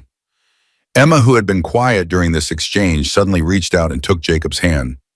"He knows me," she said with simple certainty. "Mama said he would." The room fell silent at her words. There was something almost mystical in the conviction with which she spoke, as if Rebecca's belief in their fated meeting had transferred to her daughter. "We'll leave tomorrow," Jacob confirmed, squeezing Emma's hand gently. "Montgomery, can you arrange for horses and supplies? Mrs. Wilson will need provisions for the journey food that will keep medicines for Emma's symptoms." Both nodded, caught up in the urgency of Jacob's plan despite their reservations. "What about Sullivan?" Mrs. Wilson asked. "He'll try to stop you." "Let me worry about Sullivan," Jacob said, his voice hardening. "He's made his last attempt to harm Emma." As preparations began for their hasty departure, Jacob couldn't shake the feeling that they were missing something important. Sullivan's desperate actions spoke of more than just greed or possessiveness. There was a deeper history between him and Rebecca than the journal had revealed, a connection forged in fire and blood that had ultimately led to tragedy. And what of Pinkerton's investigation? The detective's interest in the Mercy killings and Rebecca's death suggested a broader conspiracy than Jacob had initially suspected. Was there more to Rebecca's role during the war than assisting with the morphine injections? Had she known something, witnessed something that made her dangerous to someone besides Sullivan? These questions would have to wait. For now, Jacob's priority was getting Emma safely to the Valley of Souls, fulfilling Rebecca's final wish for her daughter. The rest, Sullivan, Pinkerton, the lingering mysteries of the past, would have to be addressed along the way. As dawn broke over Copper Creek, Jacob helped Emma pack her few belongings, including Rebecca's journal and the small photograph of the medical team at Antietam. They would leave as soon as Harrison delivered the guardianship papers, heading west, toward a valley that might not even exist except in Rebecca's fevered imagination. It was a desperate gamble, but Jacob had learned long ago that sometimes desperation was all one had to work with. Edward Harrison arrived at the boarding house shortly after noon, his normally composed features tight with concern as he took in the boarded window and Jacob's bruised face. "I heard there was trouble last night," he said, handing Jacob a leather folder containing several official-looking documents. "Sullivan," Jacob nodded, quickly scanning the papers. They were, as promised, a provisional guardianship agreement pending judicial approval and authorization for the mining company stipend to be redirected to Jacob for Emma's care. "Thank you, Mr. Harrison. This will help immensely." Harrison glanced toward Emma, who was resting on a sofa in the parlor, her face pale but determined. "Are you certain about this journey, Doctor? The girl looks in no condition to travel." "The alternative is worse," Jacob said quietly. "Sullivan won't stop trying to reclaim her, and Emma deserves better than to spend her final months in fear." Harrison nodded reluctantly. "I understand. I've taken the liberty of adding a letter of introduction to colleagues in Sacramento. Should you encounter any difficulties along the way, they may be of assistance." Jacob tucked the additional paper into the folder with sincere thanks. Such connections could prove invaluable in the territories where official documentation wasn't always respected. "What of Sullivan?" he asked. "Has there been any word?" Harrison's expression darkened. "He's been drowning his sorrows at the Golden Nugget since dawn. Sheriff Morrison spoke with him about the break-in, but made no arrest, claimed there was insufficient evidence despite Mrs. Wilson's testimony." Jacob wasn't surprised. Morrison's allegiance to Sullivan had been clear from the beginning. "We're leaving within the hour," he informed Harrison. "If Sullivan or Morrison comes looking for us afterward—" "I'll handle it," Harrison assured him. "The mining company has considerable influence in Copper Creek, Dr. Reynolds. More than a sheriff or a washed-up war hero. Your departure will be facilitated." Jacob raised an eyebrow, wondering just how far Harrison's influence extended and what form this facilitation might take. But he didn't question it. Any advantage was welcome at this point. "And the detective?" Jacob asked. "Pinkerton." Harrison's face revealed nothing. "Detective Pinkerton is pursuing his own investigation independent of local concerns. I cannot intervene there." Which meant Jacob would need to deal with Pinkerton on his own terms if and when the detective caught up with them. It wasn't ideal, but it was better than nothing. "Thank you again, Mr. Harrison, for everything." As Harrison departed, Jacob turned his attention to final preparations. Montgomery had secured 2 horses, a sturdy gelding for Jacob and a gentle mare for Emma, and Mrs. Wilson had packed provisions sufficient for several days' journey. Beyond that, they would need to rely on settlements along the way. Emma watched the activity with quiet anticipation, her dark eyes following Jacob's movements. When he knelt beside her sofa to check her temperature, she surprised him by reaching up to touch the bruise on his cheekbone where Sullivan had struck him. "Does it hurt very much?" she asked. "Not anymore," Jacob assured her, touched by her concern despite her own discomfort. "How about you? How's the breathing today?" Emma considered the question with a seriousness that belied her years. "Better than yesterday. The medicine Dr. Montgomery gave me helps." Montgomery had provided a generous supply of laudanum and other palliatives for the journey, though both physicians knew they were merely managing symptoms, not treating the underlying disease. Consumption followed its own inexorable course regardless of medicines or climate. "We'll be leaving soon," Jacob told her. "Are you sure you're strong enough for this?" "We could wait another day if needed." Emma shook her head firmly. "No, we need to go now. I had a dream last night. Mama was in the valley waiting for us. She said we need to hurry." Jacob didn't know how to respond to this. He wasn't a superstitious man, but there had been too many coincidences, too many strange connections to dismiss Emma's dreams entirely. And what harm was there in honoring a dying child's belief that her mother awaited her in some special place? "Then we'll go," he said simply. "The horses are ready whenever you are." Emma's smile was like sunshine breaking through clouds, brief but brilliant. "I'm ready now, Dr. Reynolds. I've been ready since Mama told me about the valley." As Jacob helped her don a warm coat borrowed from Mrs. Wilson, much too large but necessary for the mountain air, a commotion outside drew his attention. Voices were raised in the street, one of them unmistakably Sullivan's. "Reynolds!" the voice bellowed. "Bring her out! She's mine by right!" Jacob moved quickly to the window, careful to stay out of sight as he peered through the curtains. Sullivan stood in the middle of the street, swaying drunkenly, a revolver clutched in his right hand. Beside him, looking deeply uncomfortable, was Sheriff Morrison, a heavy-set man with a drooping mustache and the perpetually aggrieved expression of someone who'd rather be anywhere else. "Stay here," Jacob instructed Emma and Mrs. Wilson. "I'll handle this." Mrs. Wilson caught his arm. "He's armed and drunk, doctor. Let the sheriff deal with him." "The sheriff is part of the problem," Jacob pointed out, checking his own revolver before tucking it into his belt. "I'll try to reason with them. If that fails," he let the implication hang. Before Mrs. Wilson could protest further, Jacob stepped onto the boarding house porch. Sullivan spotted him immediately, raising the revolver with an unsteady hand. "There he is," Sullivan shouted. "The man who stole my ward. The murderer who thinks he's better than the rest of us." Sheriff Morrison placed a restraining hand on Sullivan's arm. "Put the gun down, Robert. This isn't helping your case." Jacob remained calm, his hands visible at his sides. "I haven't stolen anyone, Sullivan. The mining company has granted me provisional guardianship of Emma. It's all legal and documented." Sullivan spat in the dust. "Papers. What do I care for papers? She belongs with me," Rebecca promised. "Rebecca is dead," Jacob said evenly. "By your hand, according to Emma." This declaration caused a stir among the small crowd that had gathered at a safe distance to watch the confrontation. Morrison's eyes narrowed, his hand moving subtly toward his own weapon. "That's a serious accusation, Doctor," the sheriff said. "You got any proof beyond a child's word?" "Rebecca's journal documents. Sullivan's abuse," Jacob replied. "And Emma witnessed him push her mother down the stairs during an argument about taking Emma away from him." Sullivan's face contorted with rage and something like despair. "Lies, all lies." Rebecca fell. She was sick, confused. "I tried to save her." "Like you tried to save Emma last night," Jacob challenged, "breaking into her room, trying to drag her through a window." Morrison looked genuinely startled at this. "Is that true, Robert? You broke into the boarding house?"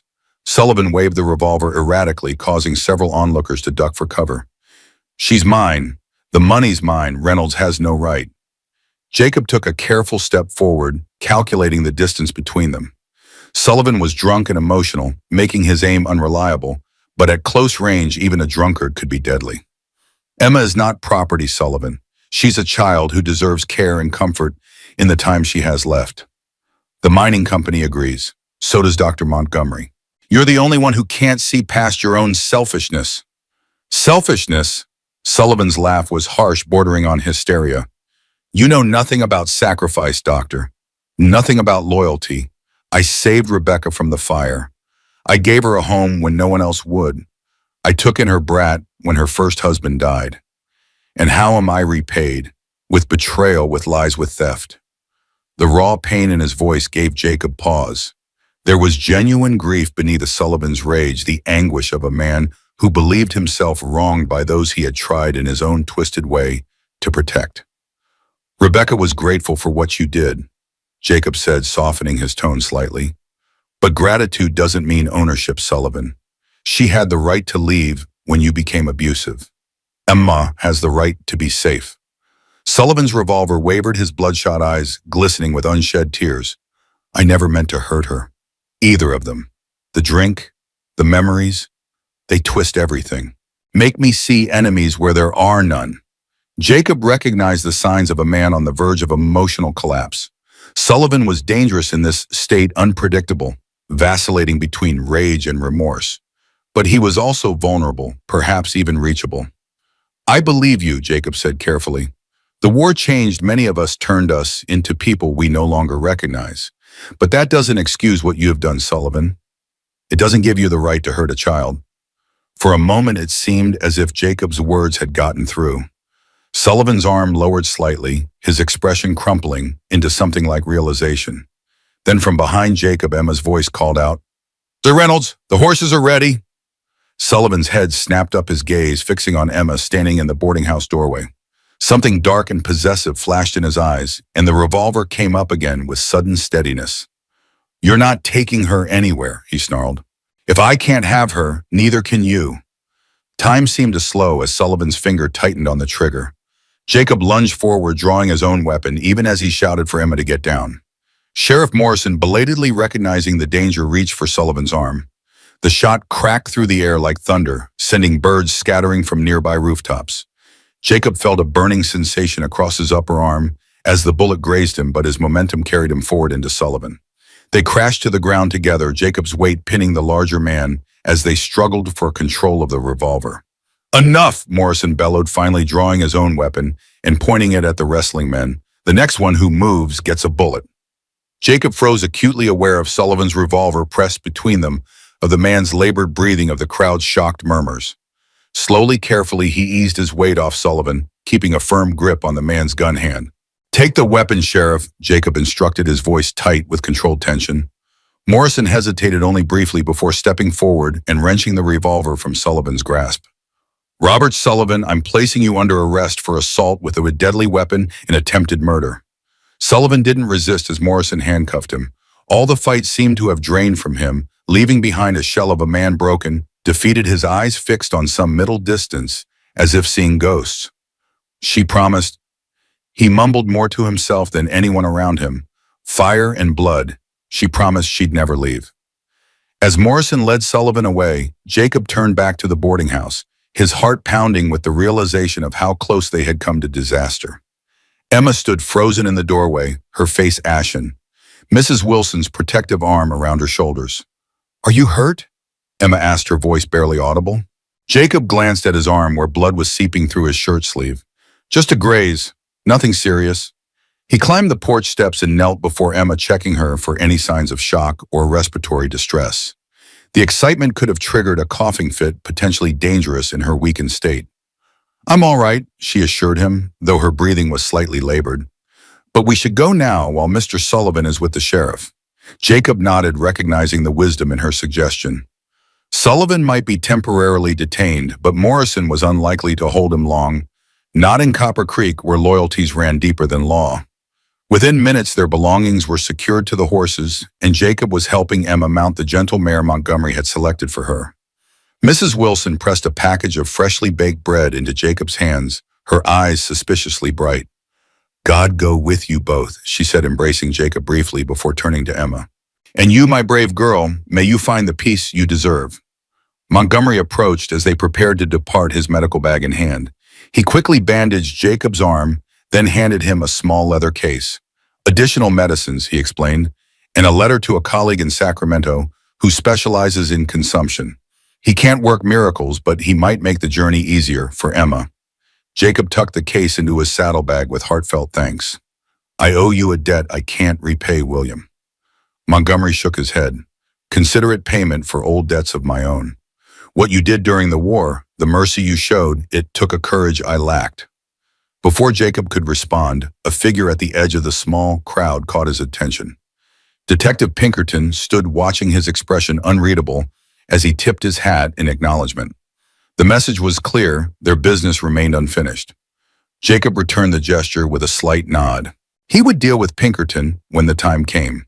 For now, Emma's safety and comfort were all that mattered.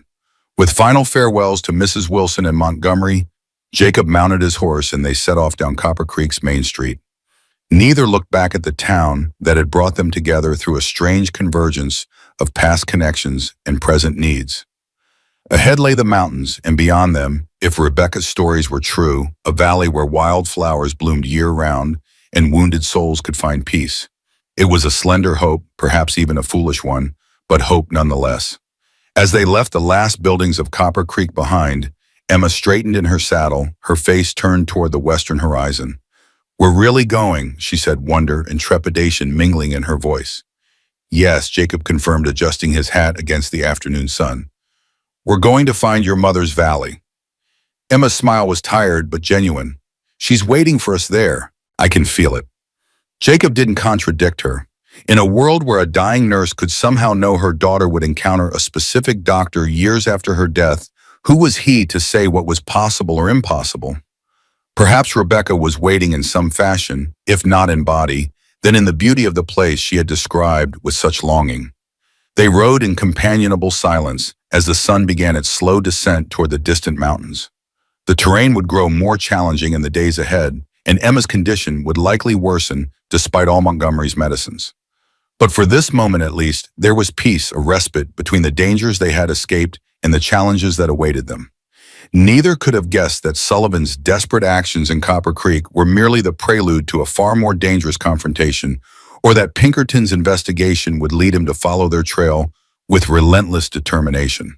Nor could they have anticipated that the Valley of Souls would prove to be both more and less than Rebecca had described, a place of beauty and healing, yes, but also a final battleground, where past and present would collide with devastating force. For now, though, they rode west, guided by the fading light and the promise of a valley where wounded souls might find, if not salvation, then at least a measure of peace before the end.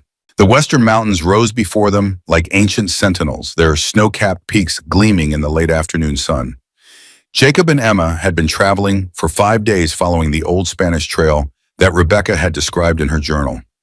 Their progress was slower than Jacob had hoped. Emma's strength waned with each passing day, her coughing fits growing more frequent and severe, despite the medicines Montgomery had provided. They had stopped for the night in a small clearing beside a stream, the horses grazing contentedly on the spring grass, while Jacob prepared a simple meal over the campfire. Emma sat wrapped in blankets against the evening chill, her thin face illuminated by the dancing flames as she watched Jacob work. "Do you think we're close?" she asked, her voice barely audible above the crackling fire. Jacob glanced up from the pot of rabbit stew he was stirring. "Your mother's journal mentioned 3 peaks that meet like fingers reaching for heaven. Those mountains ahead fit that description. If the valley exists, it should lie just beyond them." Emma nodded, her dark eyes reflecting the firelight. "It exists. Mama wouldn't have lied about that." Jacob didn't argue, though privately he harbored doubts. Rebecca's descriptions of the Valley of Souls had grown increasingly detailed and passionate in her final journal entries, almost feverish in their intensity. Could they have been the product of consumption-induced delirium rather than actual memory? It was a possibility he couldn't dismiss yet, didn't have the heart to voice to Emma. "We should reach the pass tomorrow," he said instead, ladling stew into a tin bowl for her. "It'll be a difficult climb, but the horses are strong and we'll take it slowly." Emma accepted the bowl with a grateful smile, though Jacob noticed she ate only a few spoonfuls before setting it aside. Her appetite had diminished alarmingly in recent days, another sign of her advancing illness. "Tell me about Sarah," she said suddenly. "You never talk about her." The request caught Jacob off guard. He had mentioned Sarah only briefly since their journey began, finding the memories still too painful to share. But there was something in Emma's expression, a need for connection, perhaps, or simply the desire to know more about the man who had become her protector, that made refusal impossible. "What would you like to know?" he asked, settling beside her with his own bowl of stew. "Was she beautiful?" Jacob smiled despite himself. "Very. She had hair the color of autumn leaves and eyes that could see right through you. But it wasn't just her appearance that made her beautiful. She had a way of finding joy in the smallest things: a wildflower by the road, a child's laughter, the first snow of winter." "Did you meet her during the war like Mama met Mr. Sullivan?" "No," Jacob said, his gaze growing distant as he remembered. "We knew each other before. Grew up in the same town in Pennsylvania, actually. Childhood sweethearts, you might say. We were married just before I left for medical school. She waited for me through those years and then through the war." Emma was silent for a moment, absorbing this. "And then she got sick like me." It wasn't a question, but Jacob nodded anyway. "Yes, we'd only had a few years together after I returned from the war. It seemed so unfair to survive all that bloodshed only to lose her to consumption."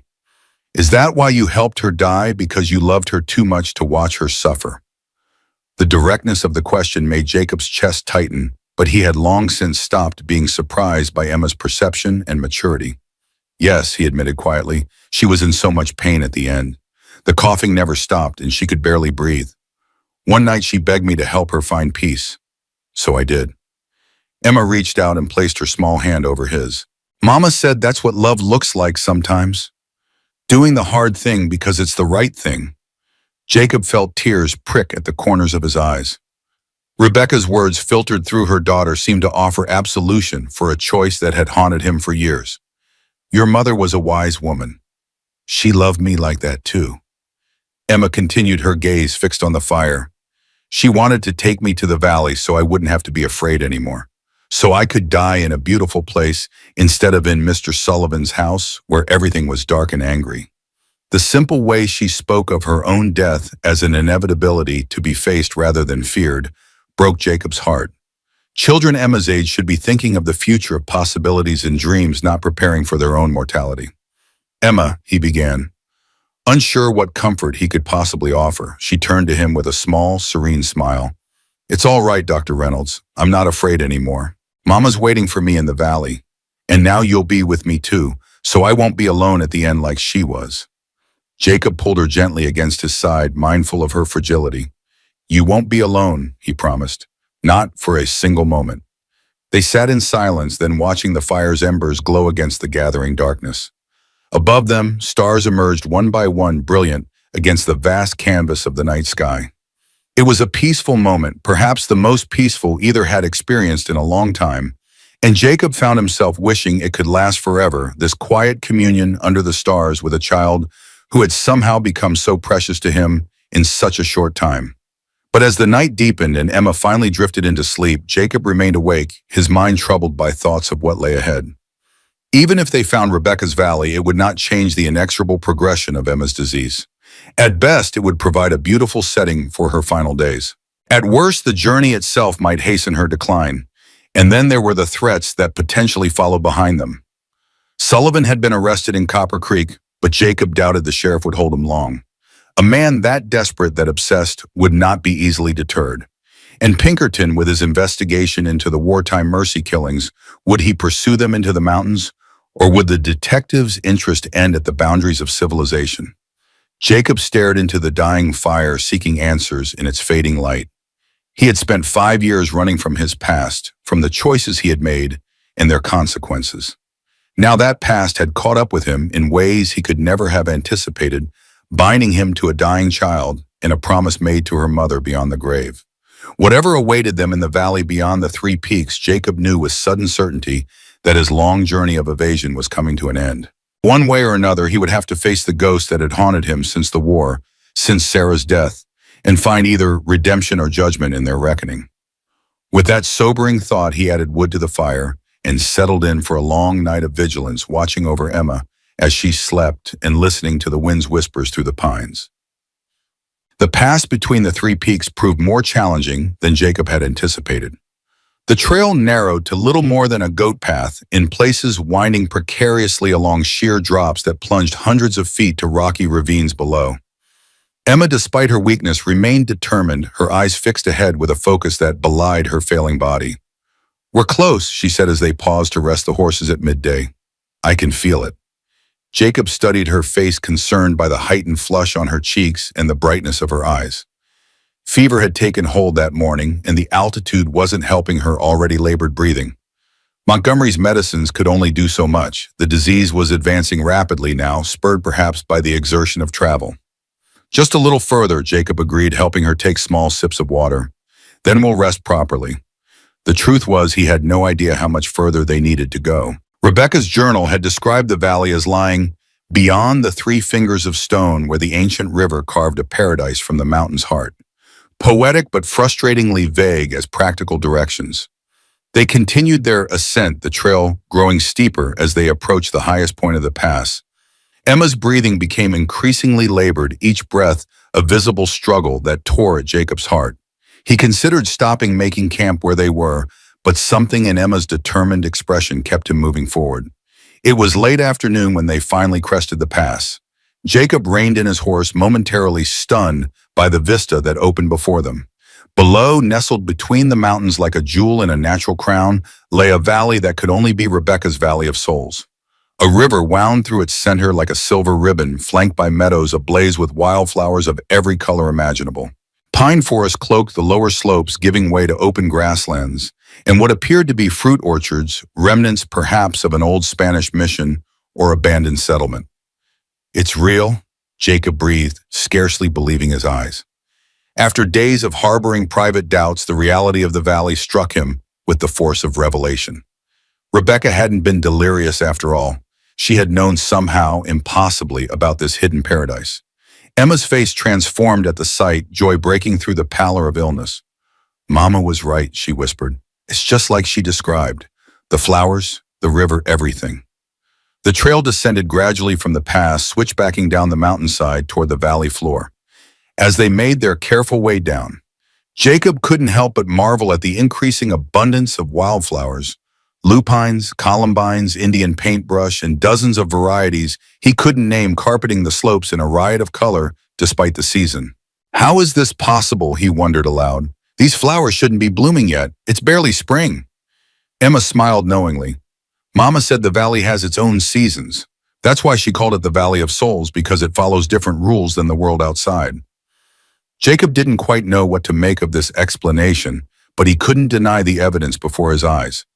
The valley seemed to exist in a microclimate all its own, sheltered by the surrounding peaks, and warmed perhaps by hot springs, or some quirk of geography that created this pocket of perpetual spring. By the time they reached the valley floor, the sun was setting, casting long, golden rays across the landscape. The beauty was almost otherworldly, the river glowing like molten silver, the mountains burning with alpine, glow the wildflowers closing their petals for the night.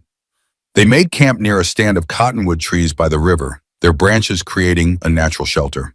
Emma's condition had deteriorated during the descent, and she now lay wrapped in blankets beside the fire Jacob had built, her breathing shallow and irregular.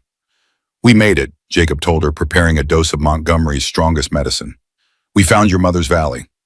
Emma nodded weakly, her eyes half closed with exhaustion. "I knew we would," she promised. Jacob helped her take the medicine, then dampened a cloth in the cool river water to lay across her fevered forehead. Her skin burned beneath his touch, and he recognized with medical certainty that the final stage of her illness had begun. Days, perhaps only hours, remained. The knowledge settled like a stone in his chest.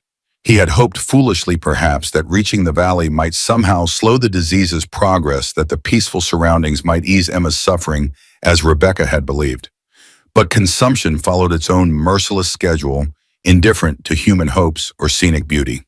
As darkness fell completely, Emma drifted into a fitful sleep, her breathing punctuated by the rattling cough that Jacob had come to dread. He sat beside her, monitoring her condition and occasionally adding wood to the fire, his mind filled with memories of Sarah's final days and the terrible choice he had made out of love and mercy. Would he face the same choice with Emma? The thought made his throat constrict with grief and fear. He had sworn to be with her until the end, to ensure she didn't die alone as Rebecca had. But he hadn't allowed himself to consider fully what that might entail. Rebecca's final journal entry echoed in his mind. "Show her the same mercy you showed those soldiers, the same mercy I wish someone had shown me." A request, or perhaps a command from beyond the grave. Jacob stared into the fire, wrestling with the moral implications. Was it mercy to hasten death when suffering became unbearable? Or was it an act of hubris, playing God with moments that weren't his to take? He had believed the former during the war and with Sarah, but those beliefs had cost him dearly: his position, his reputation, his peace of mind.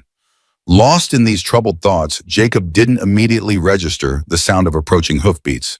By the time he did, it was too late to douse the fire or seek cover. He reached for his revolver just as a rider emerged from the darkness into the circle of firelight.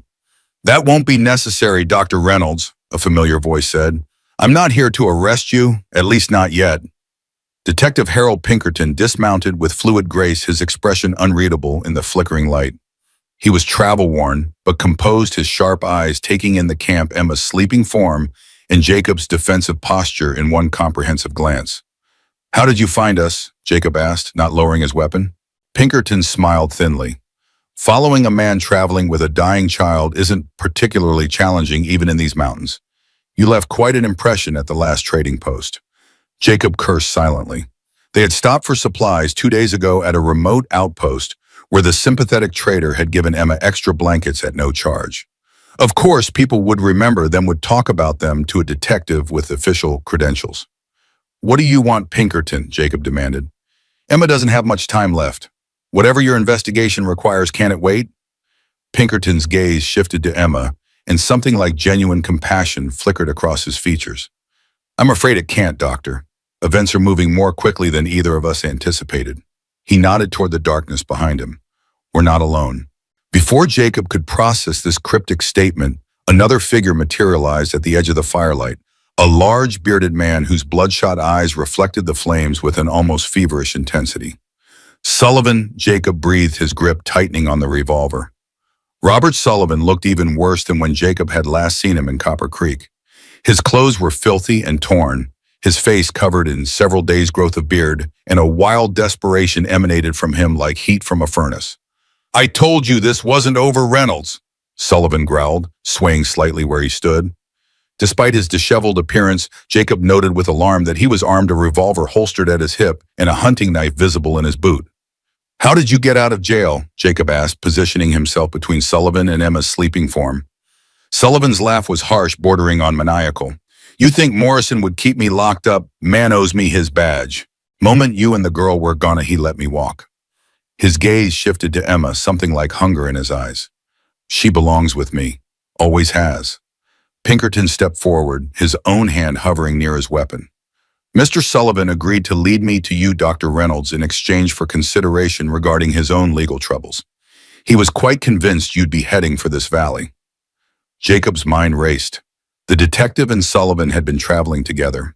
It made a certain twisted sense. Pinkerton needed to find Jacob, and Sullivan knew where they were going, but it was a dangerous alliance, particularly given Sullivan's unstable state. "Emma is dying," Jacob said bluntly. "She has hours, maybe days left. What possible purpose could either of you have in disturbing her final moments?" "Justice," Pinkerton replied simply. "Retribution," Sullivan snarled at the same time. The contradiction between their answers wasn't lost on Jacob. Whatever temporary alliance these two men had formed, their ultimate goals clearly differed. "Justice for what?" Jacob challenged Pinkerton. "The mercy killings during the war, that was 17 years ago." "Not just for them," Pinkerton said. "Though they're part of it, I'm also investigating Rebecca Sullivan's death, which I now have reason to believe was no accident." Sullivan's face contorted with rage. "You shut your mouth about Rebecca. You don't know nothing about it." "I know Emma witnessed you push her mother down the stairs," Jacob countered, watching Sullivan carefully for any sudden movements. "I know you've been terrorizing a dying child to keep her silent." Sullivan took a menacing step forward, stopped only by Pinkerton's restraining hand on his arm. "Rebecca was mine," he said, his voice cracking with emotion. "From the day I pulled her from that fire, she was mine. We had a bonfire and blood, she called it. But then the war came." His glare shifted to Jacob. "Then she met people like him, doctors who thought they knew better than God when someone should die." The pieces suddenly clicked into place in Jacob's mind. "You knew," he said softly. "You knew about the mercy killings all along. That's why you hated Rebecca, because she assisted me." Sullivan's eyes blazed in the firelight. "She told me everything when the consumption fever took hold. How she helped you prepare the morphine. How she held the soldiers' hands while they died. She thought I'd understand, that I'd help her the same way when her time came." His voice broke. "As if I could ever harm a hair on her head." The irony of this statement, given what Emma had witnessed, wasn't lost on Jacob, but he was beginning to understand the complex tangle of love, possession, and moral outrage that had driven Sullivan to violence. "So instead, you let her suffer," Jacob said. "You watched her drown in her own lungs rather than grant her the release she begged for." "It wasn't my place," Sullivan roared.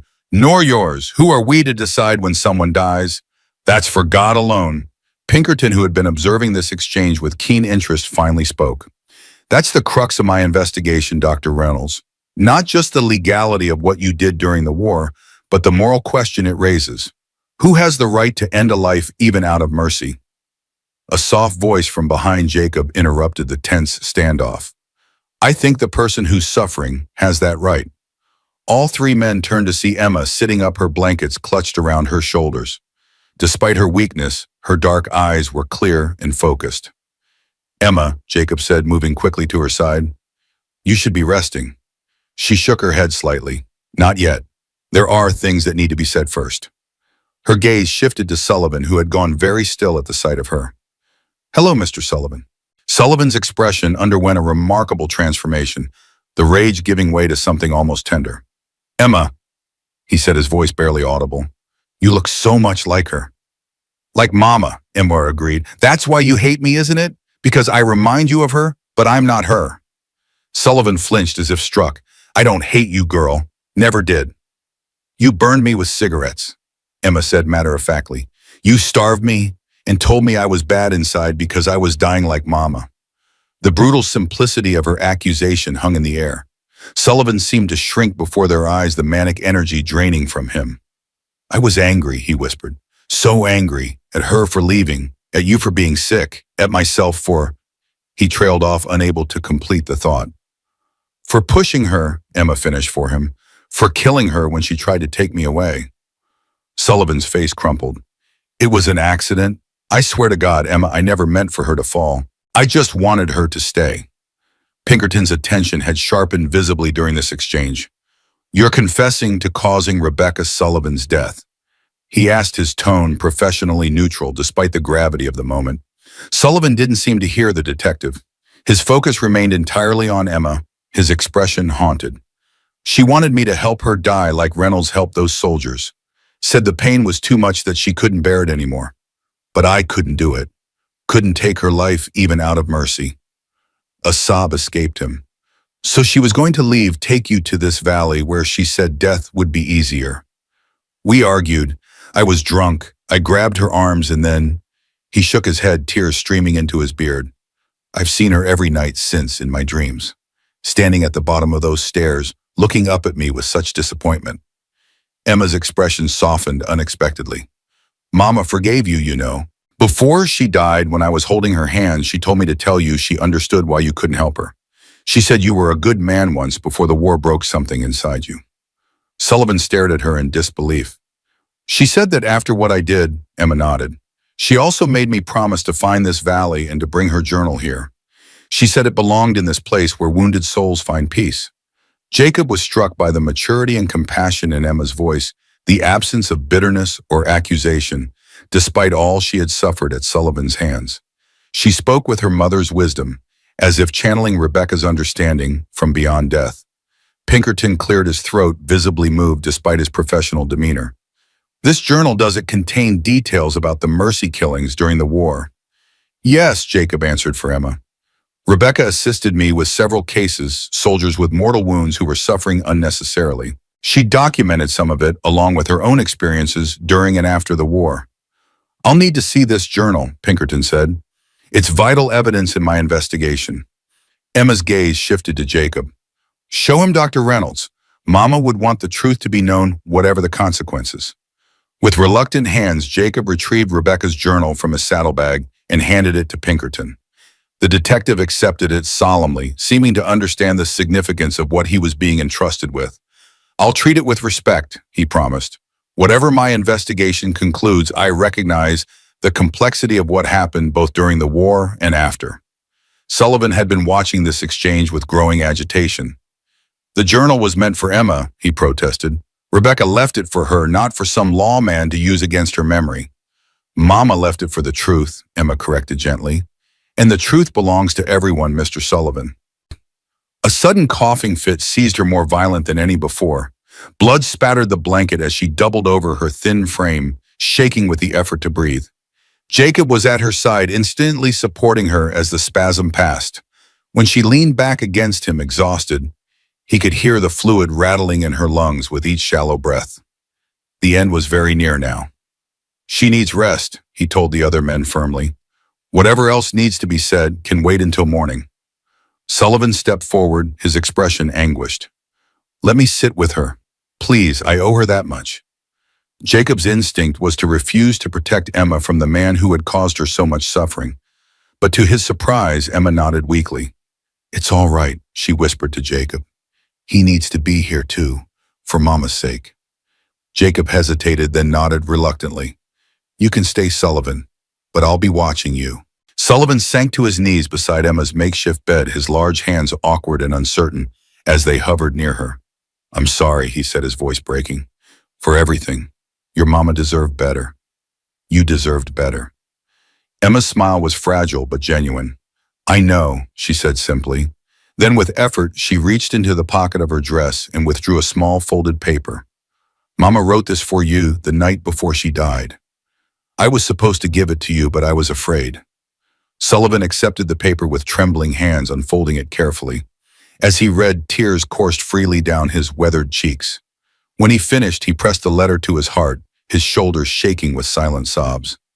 Jacob glanced questioningly at Emma, who whispered, "She told him she forgave him for not being able to help her die, and she asked him to let me go when the time came to find you in the valley." The revelation stunned Jacob.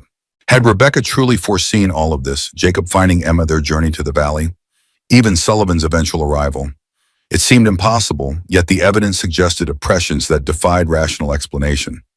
Pinkerton, who had been observing from a respectful distance, approached Jacob quietly.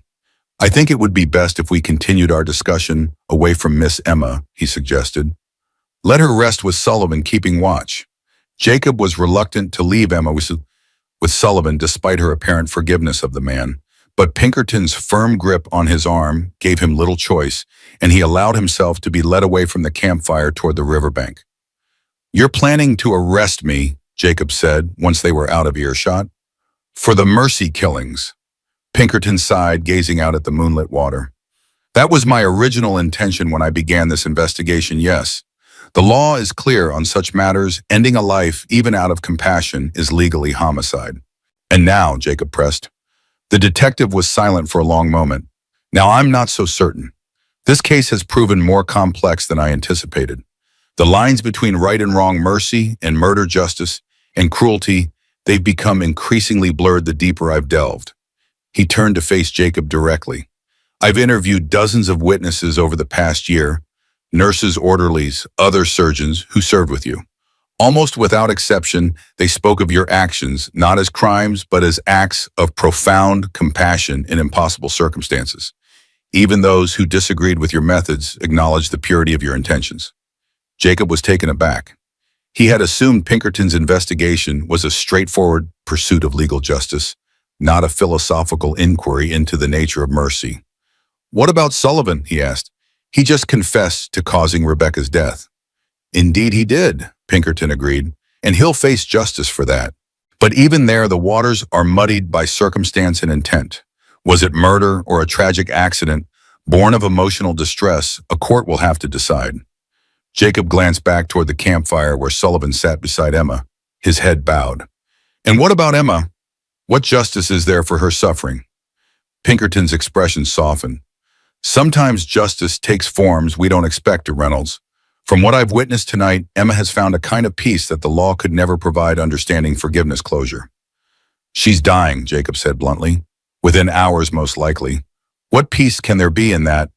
"Perhaps more than you or I can comprehend," Pinkerton replied. "She found her mother's valley. She confronted the man who harmed her and found the strength to forgive him. And she has you someone who cares for her deeply despite having known her only briefly." Jacob couldn't argue with this assessment. There was a serenity about Emma that transcended her physical suffering, a wisdom beyond her years, that suggested she had indeed found some measure of peace in this hidden valley. "What happens now?" he asked Pinkerton. "With your investigation, I mean." The detective considered the question carefully. "I'll take Rebecca's journal as evidence. It may provide context that changes how the legal system views both your actions during the war and Sullivan's role in her death. As for arrests," he hesitated, "let's just say my report will emphasize the moral complexity of the situation. Justice doesn't always require punishment, Dr. Reynolds. Sometimes it requires understanding." Relief washed over Jacob, though he was careful not to show it too openly. "And Emma, will you allow her to remain here in her mother's valley for whatever time she has left?" "Of course," Pinkerton said, sounding almost offended at the suggestion he might do otherwise. "I'm an officer of the law, doctor, not a monster. The girl deserves dignity in her final hours." They returned to the campfire to find Sullivan still sitting beside Emma, who had fallen into a fitful sleep. The big man looked up as they approached, his face haggard with grief and exhaustion. "She's worse," he said, his voice rough with emotion. "The breathing's getting harder." Jacob knelt to examine Emma, his physician's training confirming what Sullivan had observed. The rattling in her lungs had increased, and her breathing was now shallow and irregular. Her skin burned with fever despite the cool night air. "It won't be long now," Jacob said quietly. "Hours at most." Sullivan's face crumpled. "Can't you do something? Give her medicine. Ease the pain somehow." The irony of Sullivan asking for the very intervention he had denied Rebecca wasn't lost on Jacob. "I've given her everything Montgomery provided," he replied. "It's helping with the pain, but it can't stop the disease's progression. What about? Sullivan couldn't finish the sentence, but his meaning was clear. Jacob studied the man who had been his adversary, seeing in his anguished expression a mirror of his own moral struggle. Are you asking me to help her die, Sullivan? To show her the mercy you couldn't show Rebecca? Sullivan flinched at the directness of the question, but he didn't look away. I'm asking you to do whatever is necessary to prevent her suffering, he said finally, even if it's something I couldn't do myself. The admission clearly cost Sullivan dearly. It was a surrender of his moral certainty, an acknowledgement that his previous absolutism might have been wrong. Jacob glanced at Pinkerton, who had been listening to this exchange with a carefully neutral expression. And what would the law say about that, detective? Pinkerton sighed heavily. The law is clear, as I've said, but I've also learned that there are places where the law cannot reach moments of private conscience that exist beyond its jurisdiction. He gestured to the surrounding valley. Perhaps this is such a place. I didn't see it on any map. It was as close to permission as a lawman could give. Jacob nodded, the understanding the unspoken agreement between them. I'll do what's best for Emma, he said simply, whatever that may be. The three men settled around the fire in silent vigil as the night deepened. Emma slept fitfully, occasionally waking with coughing spasms that left her gasping and weak. Jacob administered Montgomery's medicines as needed, but they both knew it was merely palliative care now, not treatment. During one period of lucidity, Emma beckoned Jacob closer. Is it morning yet? She whispered. Almost, he told her, though dawn was still hours away. The stars are beginning to fade. She smiled faintly. Good. Mama said the valley is most beautiful at sunrise. That's when the souls gather in the meadow. Jacob stroked her fevered brow, his heart aching. Would you like to see the meadow at sunrise, Emma? She nodded, her eyes bright with anticipation despite her weakness. More than anything. Then we'll make sure you do, he promised. As the eastern sky began to lighten with the first hint of dawn, Jacob carefully wrapped Emma in blankets and lifted her in his arms. She weighed almost nothing, her body consumed by illness, until she was little more than spirit enclosed in the most fragile of vessels. Sullivan and Pinkerton followed as Jacob carried Emma from the campsite toward a meadow they had passed the previous evening, a wide expanse carpeted with wild flowers that faced the eastern mountains. It was the perfect place to watch the sunrise. Jacob settled with Emma in his arms at the meadow's edge, positioning her so she could see the sky gradually brightening above the jagged peaks. Sullivan knelt beside them, his large frame somehow diminished by grief and remorse. Pinkerton remained standing, a few paces behind a respectful witness to the unfolding scene. It's beautiful, Emma whispered, as the first golden rays of sunlight crested the mountains, illuminating the valley in a warm glow. The wildflowers around them seemed to open in response, their petals turning toward the light like countless tiny faces. Yes, Jacob agreed, his voice thick with emotion. Beautiful. Emma's breathing had grown more labored, each inhalation a visible struggle. Her eyes, however, remained clear and focused on the spectacular sunrise unfolding before them. I can see her, she said suddenly, her voice gaining strength for a moment. Mama's there in the meadow. She's wearing her blue dress, the one from before she got sick. She's smiling. Jacob exchanged glances with Sullivan, who looked stricken.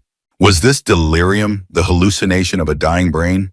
Or something else, something beyond rational explanation? She's not alone. Emma continued, her gaze fixed on a point in the meadow that appeared empty to the men.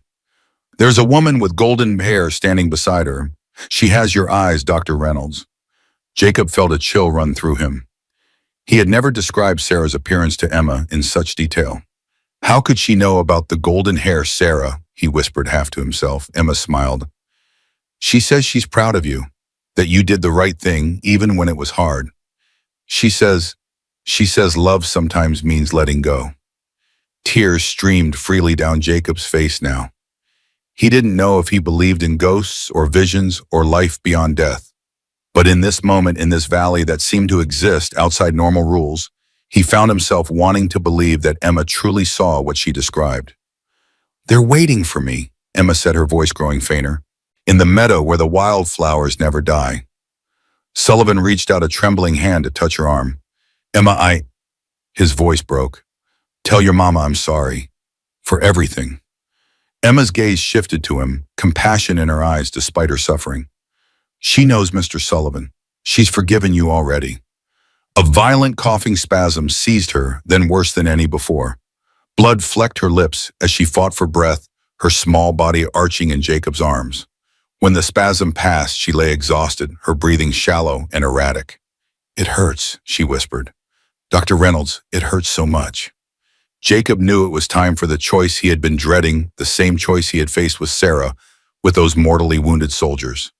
He reached into his medical bag and withdrew a small brown bottle and syringe. Sullivan watched him with anguished understanding. Will she suffer?" "No," Jacob assured him, his hand steady despite the emotion coursing through him. "She'll simply fall asleep. No more pain, no more struggling to breathe." Sullivan nodded, tears streaming unchecked into his beard. "Do it then, for mercy's sake." Jacob prepared the morphine with practiced movements, the routine familiar from his days as a surgeon and from Sarah's final night. As he filled the syringe with the carefully measured dose enough to ease pain enough to slow breathing beyond recovery, he was acutely aware of Pinkerton observing from behind them. The detective made no move to interfere his silence, an eloquent acknowledgement of the moral territory they had entered.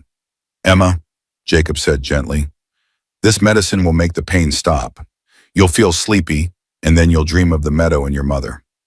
Emma's eyes found his understanding dawning in their depths.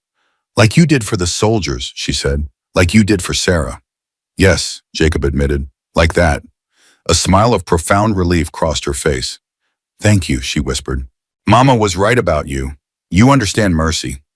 Jacob administered the injection with gentle precision, his physician's training ensuring the morphine entered her bloodstream smoothly. Then he cradled her in his arms as the powerful opiate began to take effect, easing the pain that had been her constant companion for so long. "The meadow is so bright now," Emma murmured, her eyelids growing heavy. "The flowers are every color imaginable. Mama's walking toward me with her arms outstretched." Sullivan made a choke sound beside them, his large frame shaking with silent sobs. Jacob continued to hold Emma, watching as her breathing gradually slowed and deepened, the terrible rattling finally subsiding. "I'm not afraid anymore," she said, the words barely audible.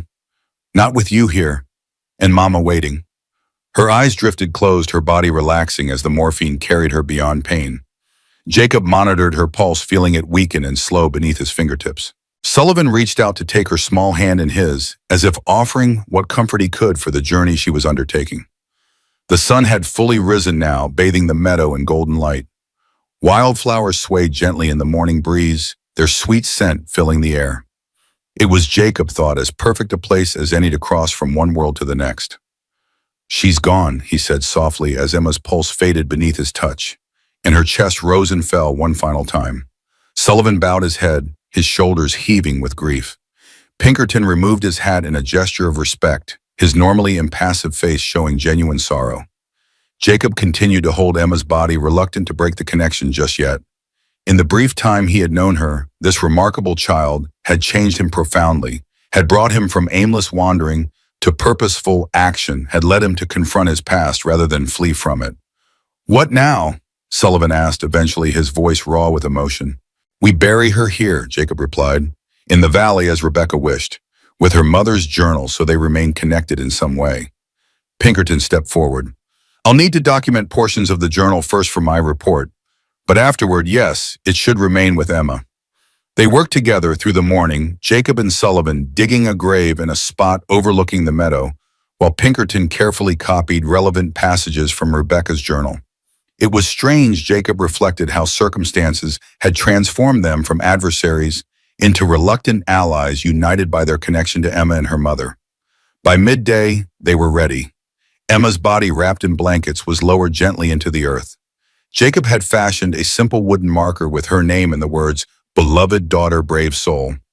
As they stood around the grave in the noonday sun, Jacob was struck by the absence of traditional religious words or rituals. None of them were men of formal faith, their experiences in war and its aftermath having complicated their relationships with conventional religion. Instead, Sullivan spoke of Rebecca, of her kindness, her strength, her love for Emma.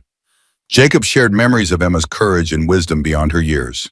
And Pinkerton, somewhat to Jacob's surprise, offered a reflection on the nature of justice and mercy that suggested the detective's investigation had become a deeply personal spiritual journey. When the grave was filled and the marker set in place, the three men stood in silence, each lost in his own thoughts. The valley around them continued its timeless rhythms, the river flowing wildflowers turning toward the sun, birds calling from the pines.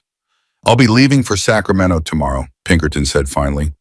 "My investigation requires me to file reports, though, as I mentioned, they will reflect the complexity of what I've witnessed here." Jacob nodded, grateful for the detective's unexpected understanding. In Sullivan, Pinkerton's gaze shifted to the larger man.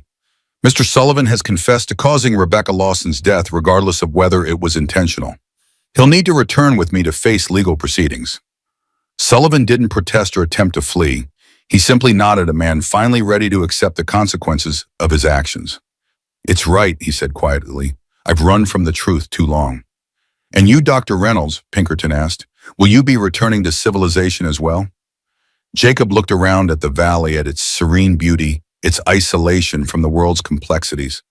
For 5 years he had wandered without purpose, haunted by his past. Now standing beside Emma's grave, he felt a strange sense of completion, as if a circle had closed. "No," he said, surprising himself with the certainty in his voice. "I think I'll stay here at least for a while. Someone should tend Emma's grave. And perhaps there's healing to be found in this place for wounded souls like mine." Pinkerton nodded, seeming to understand. "The valley doesn't appear on any maps.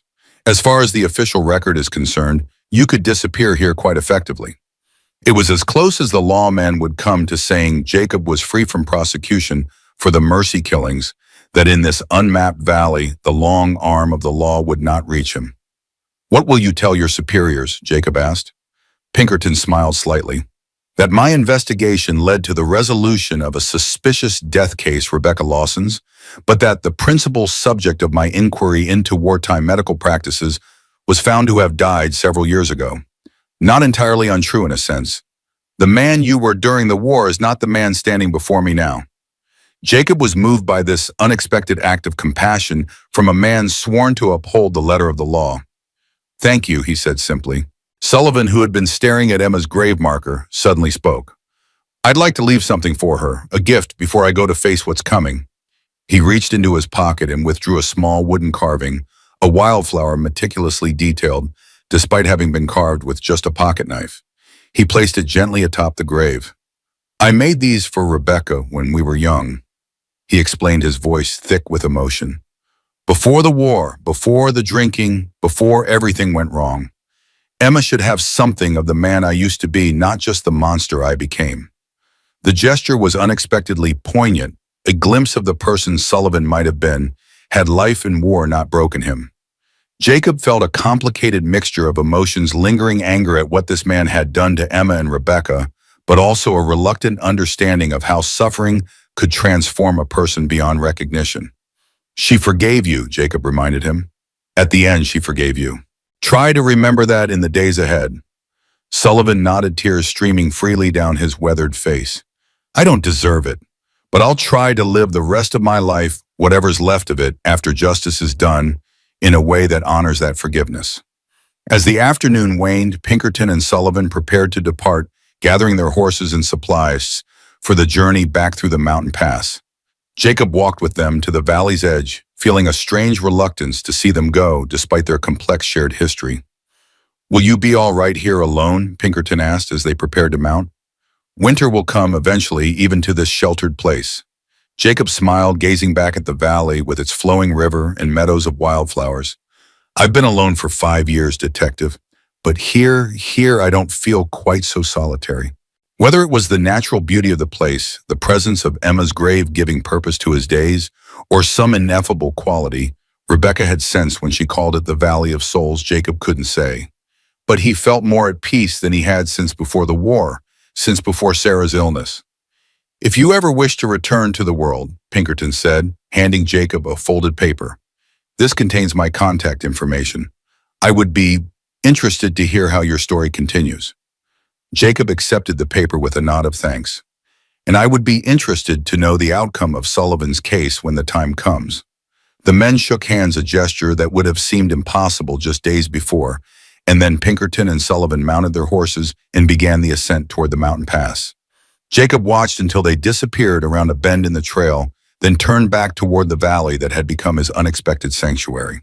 The sun was beginning its western descent, casting long shadows across the landscape. Jacob made his way to Emma's grave, sitting beside it as the day's heat gradually gave way to the cooler air of evening. He thought of the journey that had led him here, from the blood-soaked fields of Antietam to Sarah's deathbed, through years of aimless wandering to a chance encounter with a child who needed his protection. Had Rebecca somehow engineered it all from beyond the grave? Had fate or providence guided their paths to intersect?